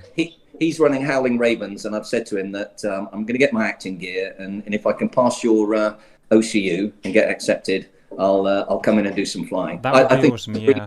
I think it's a brilliant piece of software. I really do. Yeah. We love it also when ex military pilots, WSOs, whatever, come and fly with us and bring their experience over to us. We find it so fascinating and learn so much as well. Interesting. Yeah, I mean, my son, and I'm sure it's the same for a lot of you guys out there. I've said to my son Matt, you probably know more about tactics and modern mission systems and avionics than I do now because he's he only flies the Viper. And I've said to him, I've no doubt that you could probably get in an aircraft, start it up and go flying, relatively safely. The operation is different. And there are, when I watch all you guys out there, it's brilliant what you're doing. There's some really, really, talented people out there. And I think you would be able to go and fly the aircraft. And flying modern aircraft is not that difficult. It's the operation of them. And then it's, don't underestimate the environment, when you have to strap all your helmet on, your mask, it's sweaty, you've got your goon suit on, and you've got a cramped cockpit and all of that. That all adds to sap a little bit of what goes on. But no, if I'd have had this tool when I was younger, who knows? Okay. Really. On to tornadoes. What were your responsibilities as tornado instructor at Coningsby? And was the Tornado an easy jet to master compared to others? Tornado instructor was it was really primarily to get other WSOs checked out, teach them all of that they needed to know on the F3 at Coningsby. But equally, as an experienced instructor in the back seat, you also had a responsibility to teach the guy in the front stuff. Now, we wouldn't teach him how to fly the airplane. The first phase of his OCU would be with the pilot, twin stick, and that's the way they'd go. But once he'd learned to do that, and he can then fly with a WSO crew, and let's say you go off and do combat, for example, then, with all due respect, he probably hasn't seen too much going on in combat in a tornado. So you would start to take him through that and teach him the responsibility, the crew resource management, help them out, all that kind of thing. So it's really just, it would be up to the WSO to take him through, his tactics, learning of his tactics and everything like that. But anything to do with the manual handling of the aircraft and, checking out instrument rides and everything like that was all done from the front seat side. Is it an easy jet to master? I didn't have any problem going from F4 to F3. I was truly, to be honest, I mean, they say your first squadron is your fondest squadron, and I loved 43 Squadron, and I loved the F4, and I loved doing QRA and everything like that. But I found it I didn't like the cockpit. It's quite uncomfortable. It was noisy. It was a bit of an antique, although I didn't feel that at the time, obviously. And I did nearly 4 years because I had a problem when I played rugby, and I was off for 6 months with a knee. So I did a little bit longer on the squadron, and I could have gone on possibly, and they talking about a qualified weapons instructor role, but I wanted to get off the Phantom because I didn't want to get stuck on it. Because if you do something like a QI course, you have to amortize your course, which would have meant another tour. And the F2 had just come in at the time, and the F3 was tickling on the edges, and I wanted to get onto Tornadoes as much as I could. I had a gap in between, which was instructing at Finningley, but I translated to it okay. Some guys didn't. Some guys, there was more to do in a Tornado because you had more information coming at you. Like I said, the radar, Fox Hunter radar and everything like that. We didn't have JTIS when I first went through, but there was just a lot more to do. And some guys, I presume, who were, maybe reached their capacity on the F4, didn't quite crack it to the F3. It happened with a few of the pilots, but most of the pilots transformed, relatively easy. But in general, I think it was an easier jet overall because it was a much more pleasant working environment in the Tornado. Quite comfortable, big cockpit. Makes perfect sense. Yeah, absolutely. The next question we ask all 50 or so interviewees we've done, and the interesting thing is we've only ever had 2 answers to this, and let's see what happens with you. But what was the main reason that you joined the military or the Air Force? I'm sure I'm going to be as much of a cliche as anyone else. When I was young, well, my father was in the Air Force. He was an avionics engineer to start with, so I was around the Air Force and I was around aeroplanes, and I just loved dials, knobs, all that kind of technical stuff. I used to sit in bed pretending I was in an airline, switching buttons on and things like that, and I just loved aircraft, airfix model kits, radio control, all the usual stuff. So I wanted to. No, it's always the same. Always the same. With or without a father or mother in the Air Force. I've never had a different answer, and I find that fascinating and interesting. What is the low-level navigation instructor position? Okay, when I was an instructor at Finningley, we had a high-level squadron. So for those guys who went through the basic common course at RF Finningley, you could go 2 ways. You could go the fast jet way, or you could go the transport way. So those guys selected for transport would then fly in the Domini, the HS-125 Domini that had 2 seats down the back facing backwards, and they would do all of the airways type, all of the stuff that a transport stuff does. For those who were going fast jet for the nav stroke WSOs, they would go and do jet provost training on the jet provost squadron and go and do a lot of low level and introduction to air combat, in a JP. And then they would come over to what we called LOUTS, low-level training squadron, which is where Simon and I were. And that was an HS-125 that had a radar in it, and it had a tactical air navigation system, TANS, down the back. And everything was basically done at low level. So you'd have the radar would be giving you what it's seeing on the ground, so you get all the bright sparks in the low areas and everything like that. You'd have a route, and you'd have how can I describe it? Like a camera strip before it's been processed. The negatives of what the ground ahead should look like on the radar, and you compared what you did see with what you should see. And if they weren't the same, you did something about it. And we had to do time on targets, all of that kind of thing. It was a very good system actually, and it was really quite hard work getting it all correct and that. No inertial or anything like that. It was a question of programming it in and programming in a decent wind, doing radar fixes. Now, that was all good stuff for the early models of Tornado. But nowadays, with all of the the GPS, the INs, with the flying from medium level, with GPS guided bombs and everything like that. I don't think, certainly on the Tornado side, I don't think they do radar fixing at low level anymore. They don't have to. The kit's just too accurate.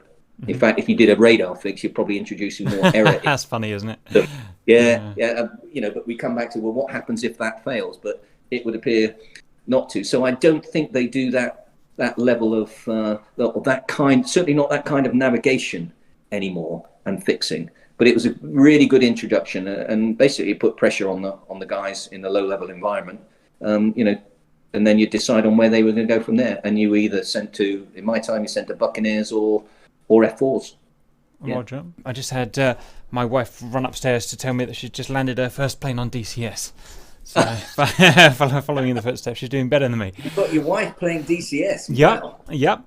It's it wasn't easy. There was some resistance, shall we say, but we're just about there now. Everything's set up. We've got the joystick set up. We've got all the screen set up, and so So one day we might have her in missions and stuff, but one thing at a time. Right, Nige. Now, where do we get to? Right. So, okay. Next question, and we've already talked in quite a lot of detail about the cockpit of the RC-21, but is there any kind of any overview, anything you want to add to that? I don't think so, actually. I think we spent a fair bit of time on the first one. Yeah, I mean, we had some good discussions. It's a bit, engineers and aircrew, a bit like lions and hyenas. That constant. So you had the engineers saying, "Look, technically we can do this. Why don't you have all your screens blank, but don't display anything until you have a problem," and we said, well, yeah, we know you could do that, but for a training aircraft, that wouldn't be the right thing to do. We need them to, they also need to be learning what the information means. And then the other thing is if they go from an aeroplane that's as swept up as that, as I said, to an older aeroplane, it's backwards training, and you don't really want to do that. And I can't add any more to what I said, actually. Yeah. Roger. Next question. How do you tailor the current needs towards fast jet training programs? Is it more towards sensor fusion and integrated networks nowadays, or towards pilot skills and tactics? I think it's definitely the latter. Yes. Like I said, in the old days, it was map and stopwatch. That was a good way of putting pressure on people and trying to assess whether they've what they've got, whether they've got the goods, that, and hauling around, a number 2 or a number 3 or number 4, it saps a lot of, or can sap a lot of your brain power, to haul a formation around. It always used to be fun going off on your own, just going out on the hunt and looking for targets and having anything out there, but you wouldn't normally operate that way in a war scenario or anything like that. So we've now moved away from that to mission training. And traditionally, training used to be, if you're going, for example, if you're going to go from one aircraft to another, let's say you go from a PC-21 to a Hawk, then you had to make sure that the controls were similar, that the feel and the way switches worked and what they did, so that you had no negative training involved. But I think nowadays, with the young kids that are so used to things like DCS and the cliche of the the iPad and the PS5 and everything like that, we're now moving away from that. It's the important thing is, do they know what they need to do in terms of the techniques? The fact that if you give a kid a phone and then take that phone away and give him a completely different make of phone, it'll probably take them 10 seconds to sort it out. Unbelievable, isn't it? It's not a problem. The controls might be in the wrong way. It doesn't matter. It doesn't affect their training at all. And that gives you a lot more flexibility now. So to moving away to mission systems with all of these, different avionics, with all of the data that's coming in, the fact that it's on a different screen and it operates slightly different, they're going to get it, and they're going to get it very quickly. So things have moved. Aeroplanes are becoming a lot easier to fly. I've talked to some F-35 and Typhoon guys in the team as well, and the aeroplane itself is easy to fly. Like I said, you guys who are doing really good stuff could probably get in the jet and fly it pretty well.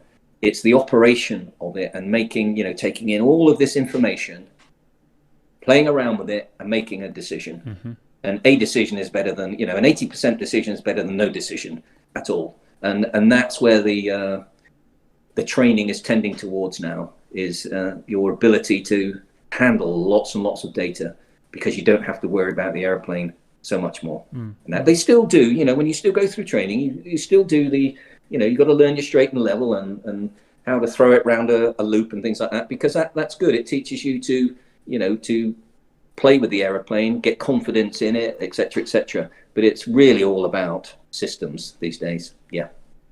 Okay. Are the modern jets entering the service now changing the way of the air forces around the world, how they operate, and how big is the leap forward? Yeah, I think it's a really good question, and the problem is that a modern jet, if someone says yes, we're going to make a new jet, I mean, you may not see that for another 12 to 15 years. So something has got to be done about that, and I think there's a question about Tempest later on, and we could come back to that.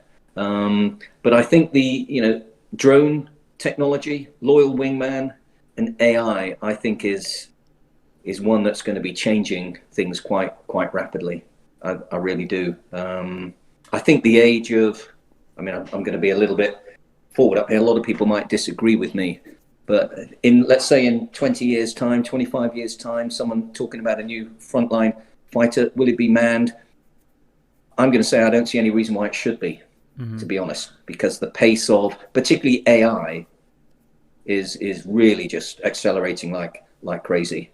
And designing an aeroplane for combat, one-on-one combat, whilst it's fantastic fun doing it, does it have any real place these days? I don't think so. If you can design an airplane that just happens to have a good, dogfighting capability, good, but I wouldn't compromise the design in other areas to achieve that personally.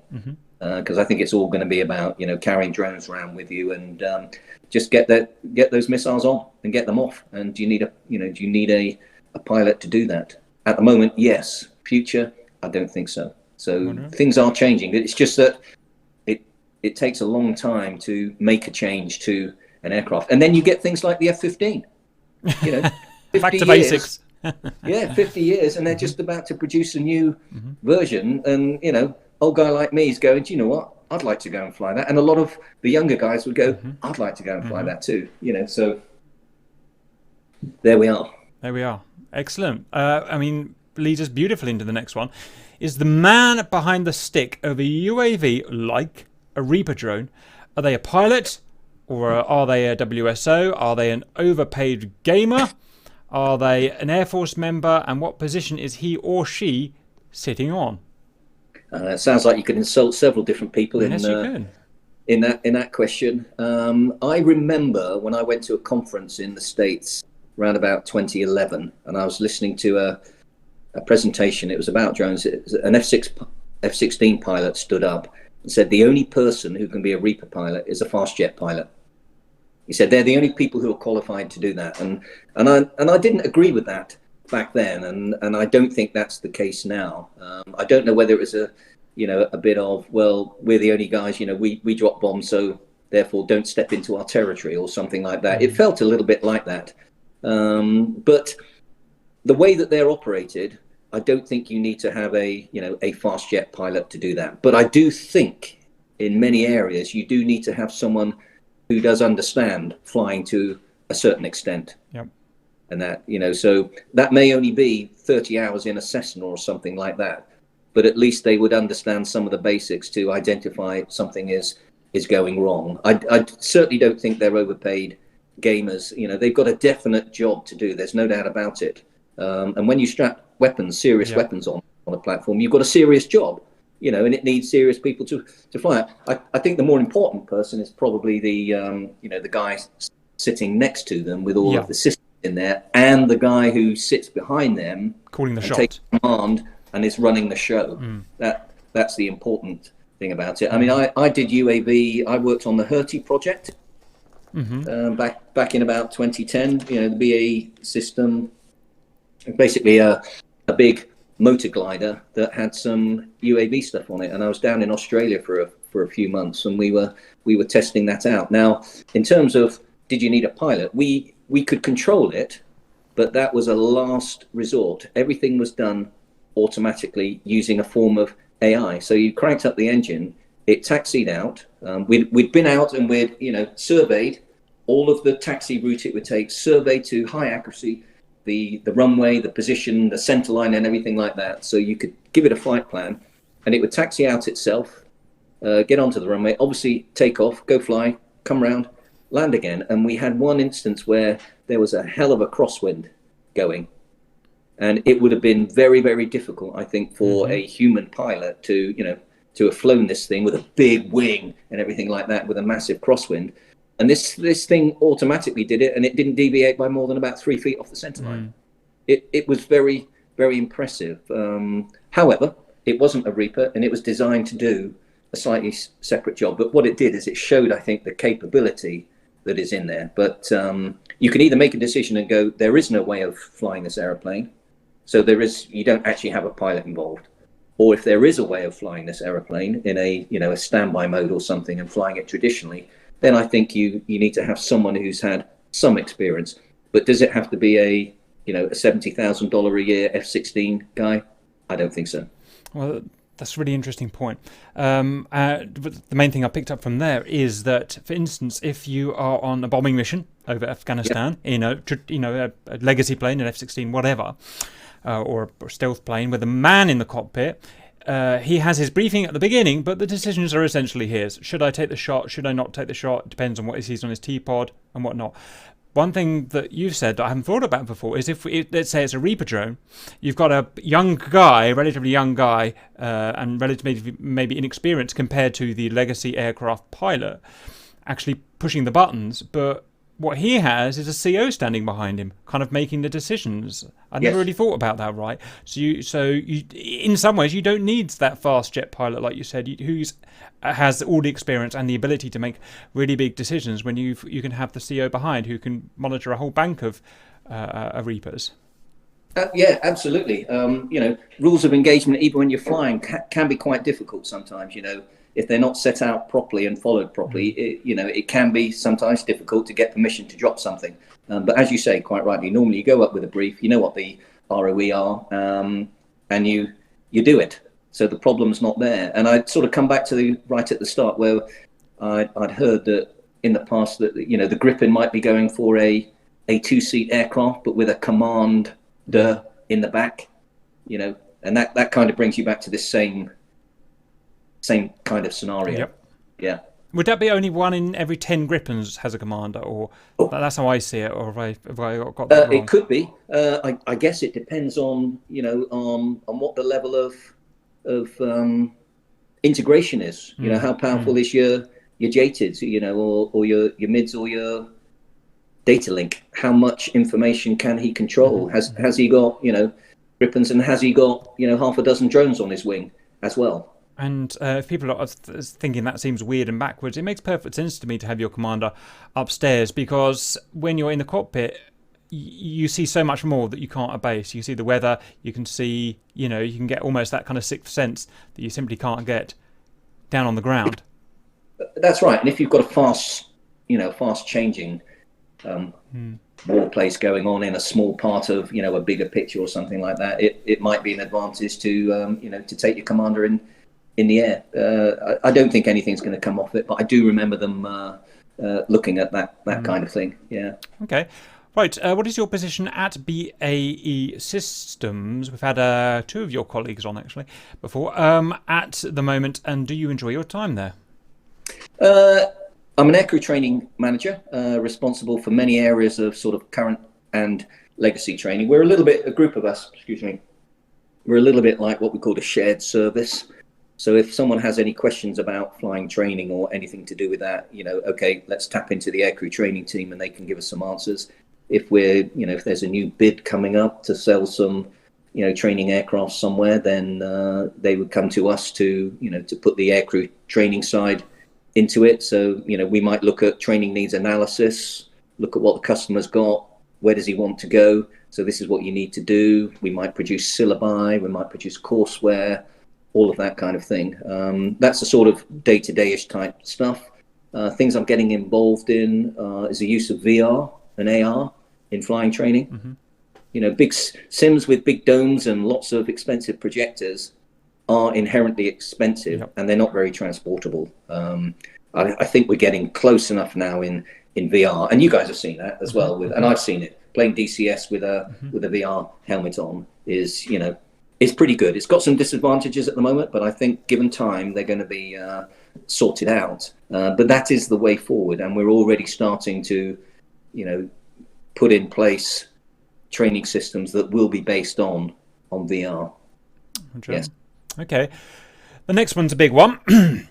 So strap yourself in. We are all excited about the Tempest project, so the kind of, you know, the next British thing. But isn't it a bit too ambitious to say that a demonstrator will be produced and will fly in the next 5 to 6 years, where a massive war-ready machine like the US pours trillions of dollars into an F-35 project, and it takes decades to get into service and in production with massive setbacks and delays? Is it a bit optimistic for such a smaller economy to achieve the same goal for a fraction of the time and money? Yes, is my abrupt answer to that one. It depends what you mean by demonstrator. You know, what state that demonstrator would be in. You could have something flying in 5 to 6 years, but is it going to demonstrate the total capability or just a part of it? You know, I don't know. I'm not directly involved in the Tempest. I've been indirectly involved, and even if I were directly, obviously I couldn't say too much. We've spoken about the fact that it takes a long time to design a new aircraft and get it into front line, and that's got to stop. There's no doubt about it. And I think part of the Tempest project, and this is common knowledge, which is obviously why I'm saying it, is they are looking at new manufacturing and design techniques where they'd be able to cut that amount of time down. Okay, and you cut time, therefore you cut costs. I don't think the UK will go this alone. They're not going it alone at the moment. They've got other partners in there, and I've no reason to think that we could go it alone. You know, these things are not cheap. But what they've got to do is they've got to look at the areas of it that are expensive and, you know, effectively make them cheaper. That's difficult. There's no doubt about it. You know, excuse me. Stealth is one of them. Does it automatically have to be stealthy? There's something for a debate. How long does stealth last for? How long does the advantage last for? Could it be unmanned or not? Will it utilize, you know, the loyal wingman type thing? Will it be a center thing for that?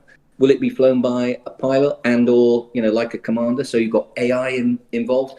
And I have seen, you know, some of the AI that's going on there. And again, this you can go online and see this. I've been lucky enough to check out the Striker 2 helmet with all of the, you know, the VR cockpit in there. You know, there's no cockpit in front of you physically. It's just basically a piece of wood there. You strap the helmet on and it gives you all the information you got. Now, if you look to, you know, a PlayStation or something like that, it wouldn't be too far from what you're seeing in the Striker helmet. That's for sure. That is a leap change in you know, what we currently have for traditional aircraft. But it's very clever in the way that they are manipulating that information. And of course, the level of secure information that you can get now flying around between platforms up there, you know, you just have to turn your head and you see a synthetic aircraft or a target out there, and it gives you a readback on all manner of statistics on that aircraft. It's brilliant. But one of the things that I really liked, and some of you may already have had this in gaming software, is the fact that it has 3D sound is what they're looking at too. You know, so you get a placement in your head of where your wingman is. So if you call, you know, 3 position, all he has to do is go position, for example. Say any word he likes, and it comes in your rear right. So you know where he is. You don't have to look. You don't have to work out from what he's saying where he is and things like that. And that was really good, I must admit. For me personally, I really felt that was good. If you're taking, as I say, it takes a lot of brain power to take a formation around with you and everything like that. And being able to, in your head, know instantly where they are just from, you know, one word or something. That's interesting, isn't it? Because so they're using one of your other sensors that you would actually use if you were a caveman running around with 4 people, you wouldn't look at them necessarily. You'd listen to them, wouldn't you? So it makes perfect sense. Yeah. So they're looking at many directions in there. They're looking at all of the eye tracking. Where do you look at in a cockpit? We're doing a lot of studies on that. Where are the stress points? And when you're stressed, you don't perform as well as you should. So are you being stressed out in one particular area? Can you read that display properly? If you can't, we'll find out. So it could be that your stress is not because you can't do it. Your stress is because you're looking at an instrument that doesn't give you the information well enough, doesn't give it quickly enough, or whatever. So a lot of really interesting things going on in real time at the moment. Yeah. Absolutely. Right. Okay. Very good. Right. That was that. I forgot where we got to. Okay.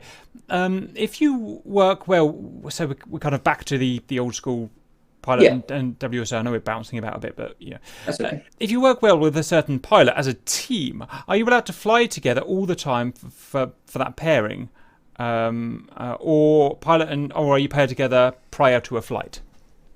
If normally on a squadron, depending on your experience, you quite often flew with different pilots. You as an experienced pilot might fly with a younger, inexperienced WSO to bring him, to help him along, bring him up to speed, and vice versa. But if we're ever on exercises, and practicing war, or God forbid going to war, you were normally teamed up with somebody, so you knew who your pilot was. But on day-to-day flying, you might train with other front and back seaters for the reasons I said. But you would normally be crewed with a pilot. So if we went to red flag or maple flag or any of the exercises, you'd normally fly with the same pilot all the time. And that's okay. So you get your crew cooperation, you get a slick piece of action going on between the two of you.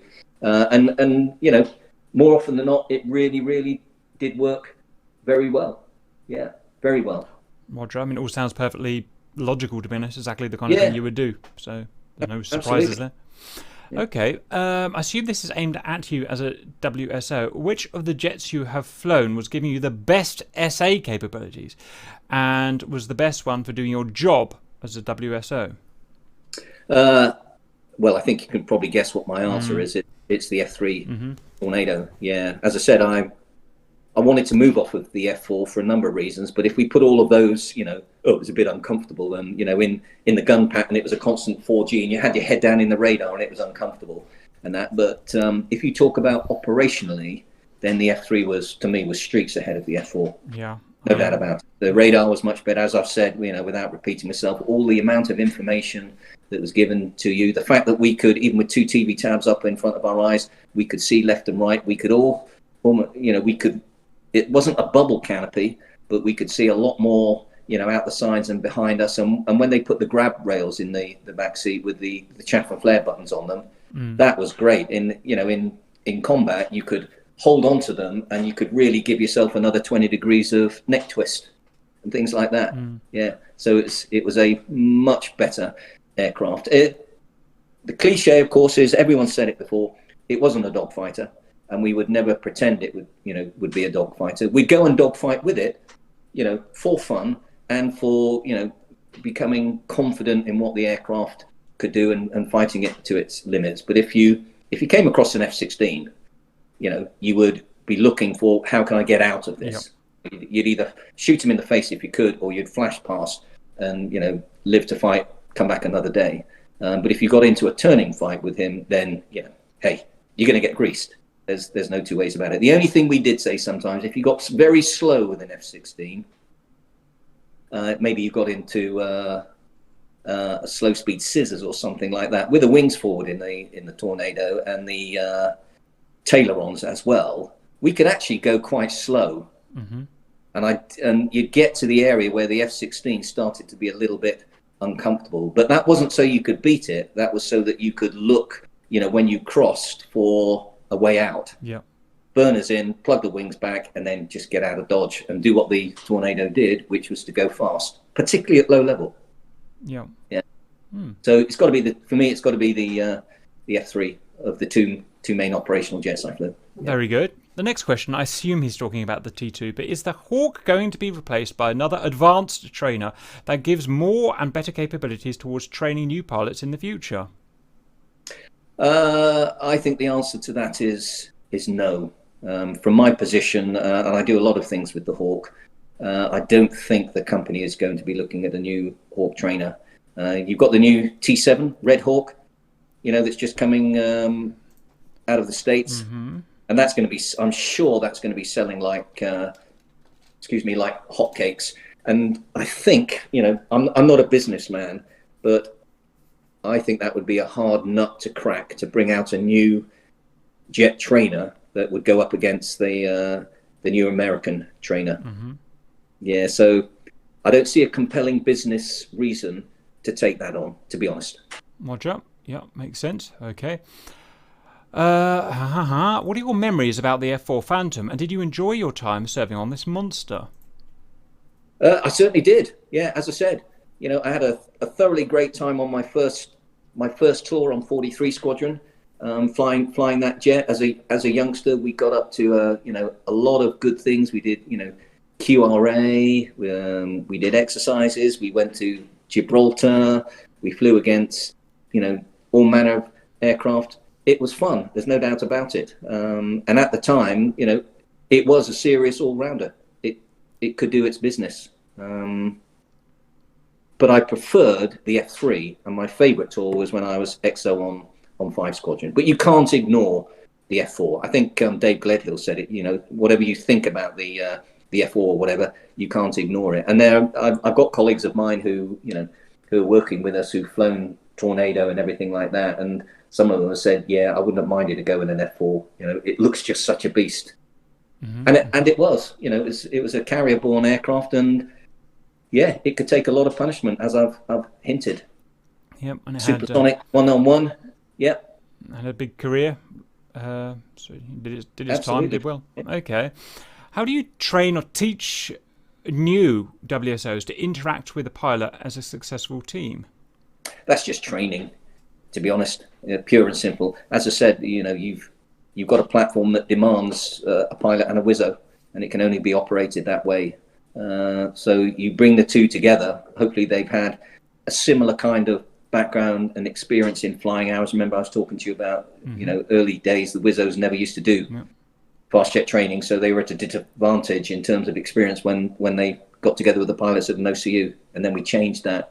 And then it's just purely down to training. That's all it is. Sometimes you would come up against, for pilots who've always flown single seat, and the transition to flying with a back seat, it can take a little getting used to. Some will say they didn't like to do it, but most of the guys I know who have flown both would say, if I had to go to war, when the pressure's on, the advantage of flying in a 2-seat aircraft, they would prefer that. But I do get the single seat mentality. You're at the pinnacle, you're doing everything yourself, and you take a lot of pride in doing it, and accomplishment. I get that, I really do. But it's all about teamwork. It's all about crew resource management, is what we call it. Yeah. Well, John. Now, I'm not sure if this next one is really up your street, but I'll ask it anyway. Is the training pattern and design a bit more different for pilots selected to be operating the new F-35s on the Queen Elizabeth class carriers than those selected to operate off land Air Force bases? I wrote down that I don't think I can. I thought that, yeah. Question, but I think from an operations point of view, there is a difference between conventional airfield ops and naval carrier ops. But that's the same for any aircraft that flies off carriers. They have certain design points and training bespoke to carrier ops, as opposed to takeoff and landing at a conventional airfield. No, I can't. I don't have enough information on that to really answer that question to do it justice. Yeah, that's fine. This next one, let's see if we can get to the bottom of this. What are the important points when a new training methods are developed or old ones changed? Where you start from, and do you need to gather lots of info and statistics of what would work first? There's two ways of looking at this. There's a simple change. So, for example, let's say you were going to have a new radio in your aircraft. If it fits in the same slot and it looks the same and operates the same, it's just that it's, say, for example, got 1,000 million channels instead of 3, then the training wouldn't change. it would be form, fit, and function. You wouldn't do a training needs analysis. You wouldn't change the syllabus. Away you go. You just replace one with the other. If you bring a new weapon on board, completely new, okay, then what you do is you do a training gap analysis. You look at what they currently train, okay, and you look at the weapon and go, is there a gap between what they know to what they need to know? And if the answer is yes, then you have to fill that gap, and you design the training to fill that gap. So if you take someone, if you are going to sell someone a completely new aircraft, like we are to some of our customers, a totally new training system, and they've never had these aircraft before, so they're going from an old analog aircraft like a Tucano or a PC-9, to a PC-21 and a Hawk T2, then you would have to design everything right from the word go. Every piece of training that you need to do in that aircraft has to be written down, and then you develop a syllabus from it, and then you develop the courseware from that syllabus. And it never used to be that way. In my old days, if you wanted to, right guys, we're going to have a new syllabus. Yeah, you get together in the crew room or in an office, have a cup of coffee, and in an afternoon you'd knock out a new syllabus, and that was the way you went. And it was implemented from Monday. But these days, there's a lot more going on, and there's you've got to have an audit trail in case something does go wrong. And I'll give you a good example. When I was in Saudi Arabia the last time, we did lose one of the aircraft out there. Basically, stalled around finals and ploughed in, and unfortunately killed the crew. So they do their board of inquiry, and I knew what was going to happen. And about 6 months later, the boss walked into my office and said, "Training, Nige, right. The board of inquiry is looking at, did he have adequate training? Because the inference was there might have been a mistake made. Mm-hmm. If he's not been trained for it, then something has gone wrong and you need to change your training. But because we've got this audit trail through, the training needs analysis that can be hundreds of pages long, and we got the syllabus, I was able to identify precisely where the training objectives were for stalling, where in the syllabus he should have learnt it, where did he learn it, and it was signed off during his conversion, etc., etc. And once you fill all those boxes in, etc., and you've got ticks in the boxes, then the answer was, okay, thank you very much, and the board of inquiry can go away. But if we found out that either we hadn't given him stall training on that particular regime, or it was incorrect, then you can make the changes. It's a little bit more difficult when you've done a syllabus on the back of a fag packet, if you see what I mean. Yep. You've probably got a good idea, but you can't audit it in that respect. And with courts and lawyer, all that kind of thing, you have to be very careful. And to be honest, although it's a pain doing training needs analysis, it's like working with a big spreadsheet. It takes hours and hours to do it, but once you've done it, it makes your life easier. But you have to do it. Roger, that makes perfect sense, and it's it's the way the rest of the world of work as well nowadays. So it's, all the militaries, they've all gone that way. It's de rigueur. Okay, this one we've breezed over, but can a rear seater become a front seater? Can a front seater become a rear seater? Yes, indeed. I know many of my WSO colleagues, say many, half a dozen of them, who have gone from being a WSO to a pilot. Yeah, and vice versa. Now, when I fessed up front that I'd gone through pilot training, got to my final handling test, and I didn't get any further than that. But it was nearly there. But a friend of mine, when we started that course, he was suspended from flying after about 20 odd hours. Okay, and he was sent to and was going to go and do navigator training, and we carried on training. However, a few months later, he was given a chance to go back to pilot training. We were at Linton. He went to a different. He went to Church Fenton. Was given another sort of 10 or 15 hours to get back into the swing of it, and he ended up flying Buccaneers and Tornadoes. So he obviously had it, but he didn't have it quite at that time and had to reprove himself. And so you get people who bloom late, or who are great up front and then tail off.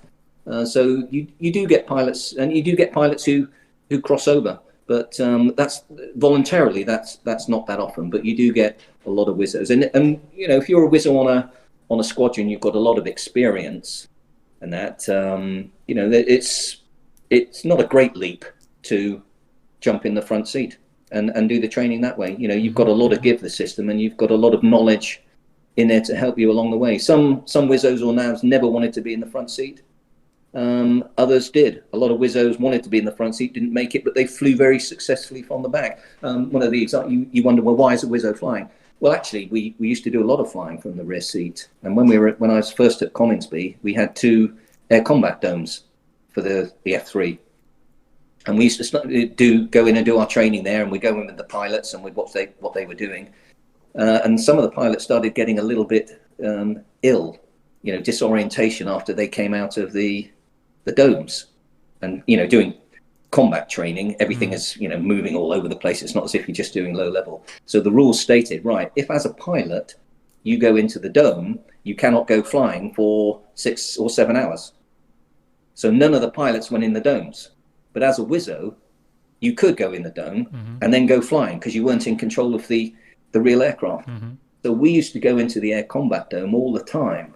And a lot of the guys got very, very good at doing combat. And that translated into the air. You know, if you flew with a pilot mate of yours who knew that you liked to fly from the back seat, then they were very good. You know, they gave you time. Yes.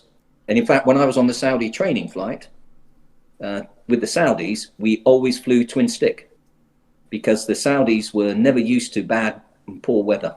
And we'd had instances where, you know, things had got awry. So the rules were, we'll pick a WSO who can fly. And in fact, they gave us a mini conversion. So if our Saudi pilot in the front, you know, got us into a bit of a pickle or something like that, whether or whatever, for whatever reason, then we could take control and deal with it. And that was great fun. You know, I was one of those guys. I love to fly from the back, and fortunately, the guys in the front, you know, were really cognizant of that, and they gave you every opportunity to do it. And then some guys obviously got very good at it, and then gone, okay, can I do the transition across? And they made it. Interesting. Okay, very good. Next question. Can DCS be used as a tool to attract a new generation of pilots and Air Force crews towards a military career? So we're not talking about training, any kind of official training, but can it, that initial interest that got you interested when you were a kid, I think that's kind of what we're looking at. Oh, I mean, I think the answer is definitely yes, it's happening. Yeah, I mean, I started off with Microsoft Flight Simulator, and then when Falcon came through, I started playing on Falcon. My son Matt used to hang around behind me like a ghost, watching what I was doing. You know, move over, Dad. I want to have a go. And so he got into it as well. You know, if I'd have had, as I said, if I'd have had this level of capability, you know, when I was younger on a squadron, and I fundamentally believe that we'd have been even better trained. And I know, talking with Simon Pearson, that you know, this is already happening, and I think the military are already catching onto this, you know, with their own training in their own time. And to me, it's a no-brainer. You know, I hate playing arcade. If I don't play arcade sims, I don't play arcade flying sims or anything like that. I hate them because the flight model's not right. You accelerate from 0 to 1,000 kilometers an hour in 2 seconds, and all of that. It's good fun, but possibly. But as a simulator, that, you know, to actually learn something, no. And I think DCS is you can take it as seriously as you like. You know, you can step to the aircraft, do everything in accordance with real life, or you can, you know, become good at little bits of it and have a lot of good fun along the way. So I think it's got a great future. Can't wait for Typhoon to come out. I know everyone's going, let's get an F-4 or, you know, an F-3. It's going to be good. It's a really, really good professional piece of software.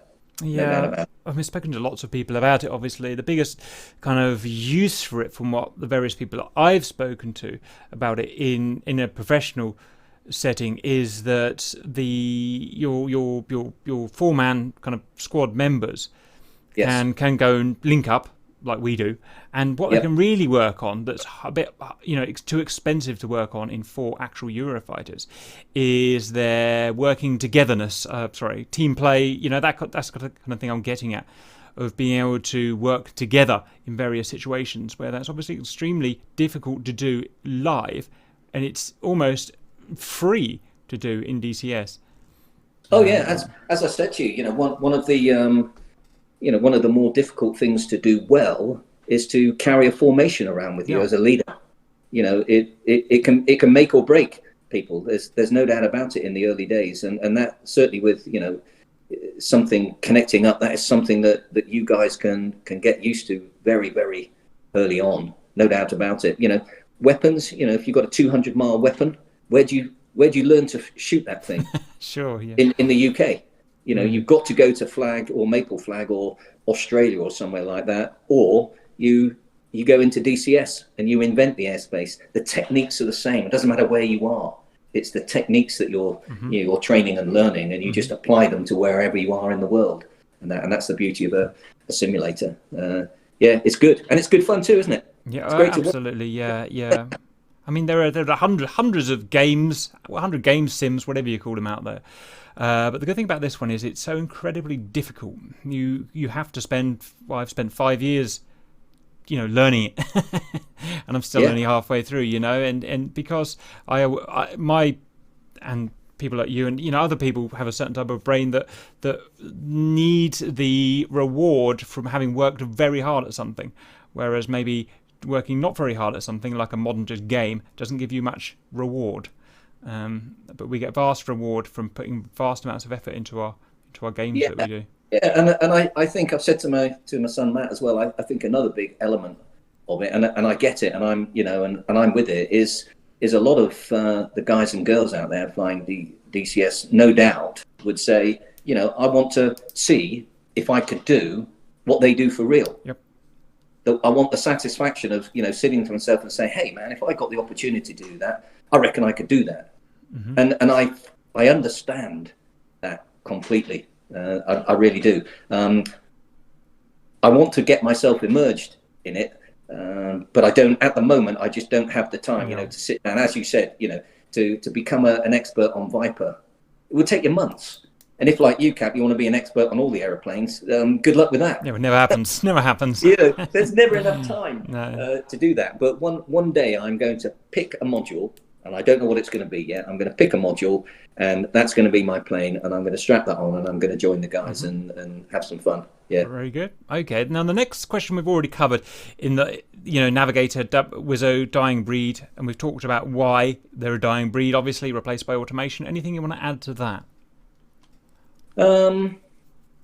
Anything I want to add to that?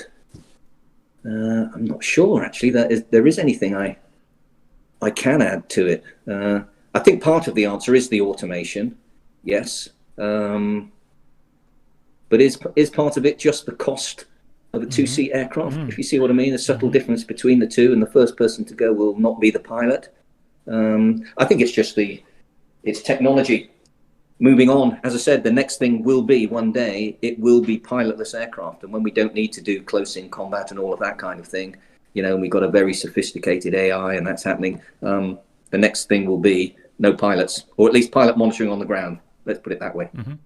In these things splashing around. So I think the era of the WSO post F-15 probably and Tornado in Saudi Arabia is coming to an end. Yeah. Roger. Okay, which brings us on to our last one. This one's kind of funny, but also has a serious aspect to it. What if the rear seater and the front seater are in disagreement in something critical in the middle of a mission? Who takes over and who follows whose decisions? At the end of the day, in terms of the hierarchy and the way that the Air Force or a military works, is the pilot is normally the captain of the aircraft. Okay. So I would probably say if he wants to overrule or has a disagreement and says, I think this is better, and it doesn't work out, then the onus would be on him to explain it, for example. But I'm trying to think of, I mean, you can sit in an aircraft and you can discuss things about what might be the best way to do it. But I'm trying to think of examples where people argued or anything like that. I think the closest thing I can come to that, and it's probably weren't expecting it, is if a back seater and a front seater disagree about the safety and the way the aircraft's been flown. I do know that some WSOs have refused to fly with some people because they think their they're not professional enough, and they're dangerous. Now, the thing I think about military training is that it's really very, very good training. You don't get to be a pilot, and you don't get to be a fighter pilot because you're an idiot. They're all compared to the norm, they're all very good guys and girls. They're extremely good at what they do. They're very talented. It's a bit like Formula One racing drivers. You get some who are at the back of the grid all the time, but if you were to drive with him, you'd probably go, this guy's a driving god. Yeah, there's no doubt about it. So it's the little bits that make the difference. So I think it's not that they're unprofessional. I think it's one of those things about maybe overconfidence and things like that. I'm trying hard, Cap, to think of examples where I've known people to actually Roger. I mean, really disagree, and I can't, to be honest, because your training and your tactics and everything like that. Yeah, things do change sometimes, but what you normally do is have a discussion and you just come to an agreement and check it out. Life goes on. If it works, great. If it doesn't work, let's explain why it didn't work in the debrief. And yeah, debriefs can be quite hairy sometimes, and they can get a bit. But at the end of the day, you go to the bar, you have a beer, and you go, "What did we learn from that? We learned this. Fantastic. Let's not do it again then. Let's do something else." Yeah, I'm always in the background thinking whenever anyone's answering one of these questions, oh, how does that apply to me in my kind of simulator? And that's one thing that doesn't really apply. Yes, we do have disagreements and stuff, and because we're not professionally trained, we do have disagreements and arguments, but not about the same things that you guys, like safety. We'd never have a disagreement about safety because, for obvious reasons, we're in a game/sim.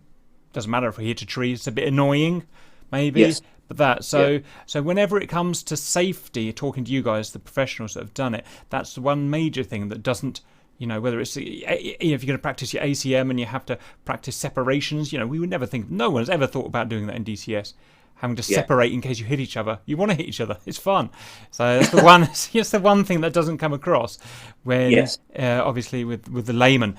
But everything else is pretty good, right? Nige, we've got to the end there. That was a biggie and a really goodie as well. There was so much stuff. I enjoyed it. I hope others enjoyed it as well. But yes, it was good fun. Very good questions too. Very good questions. No, they are very good. What I would say is, obviously, you're going to go on and crack on with your very busy career. If things ever do slack and wind down a bit and you want to come and into DCS like you say you'd like to do, then by all means hit us up then, and because we always love guests flying with us. It doesn't always work out well. You end up shooting your friend down by accident, but it's more about the experience, talking to them, and the interaction. You'll be more than welcome. I'm going to be on it. I am, I promise. Yes. Wonderful, wonderful. Right, well, I've just taken 3 hours of your life, so I'm going to let you go. Thank you very much for putting up with me. Anything, I guess, from you before we sign off? No, I thought that was really good. Really good fun, and thanks for the opportunity to talk and bang on about flying. Brilliant. Smashing. I'll have that posted in about a week, and I'll see you in the future. Okay, man. Take care. Ta-ra. Bye.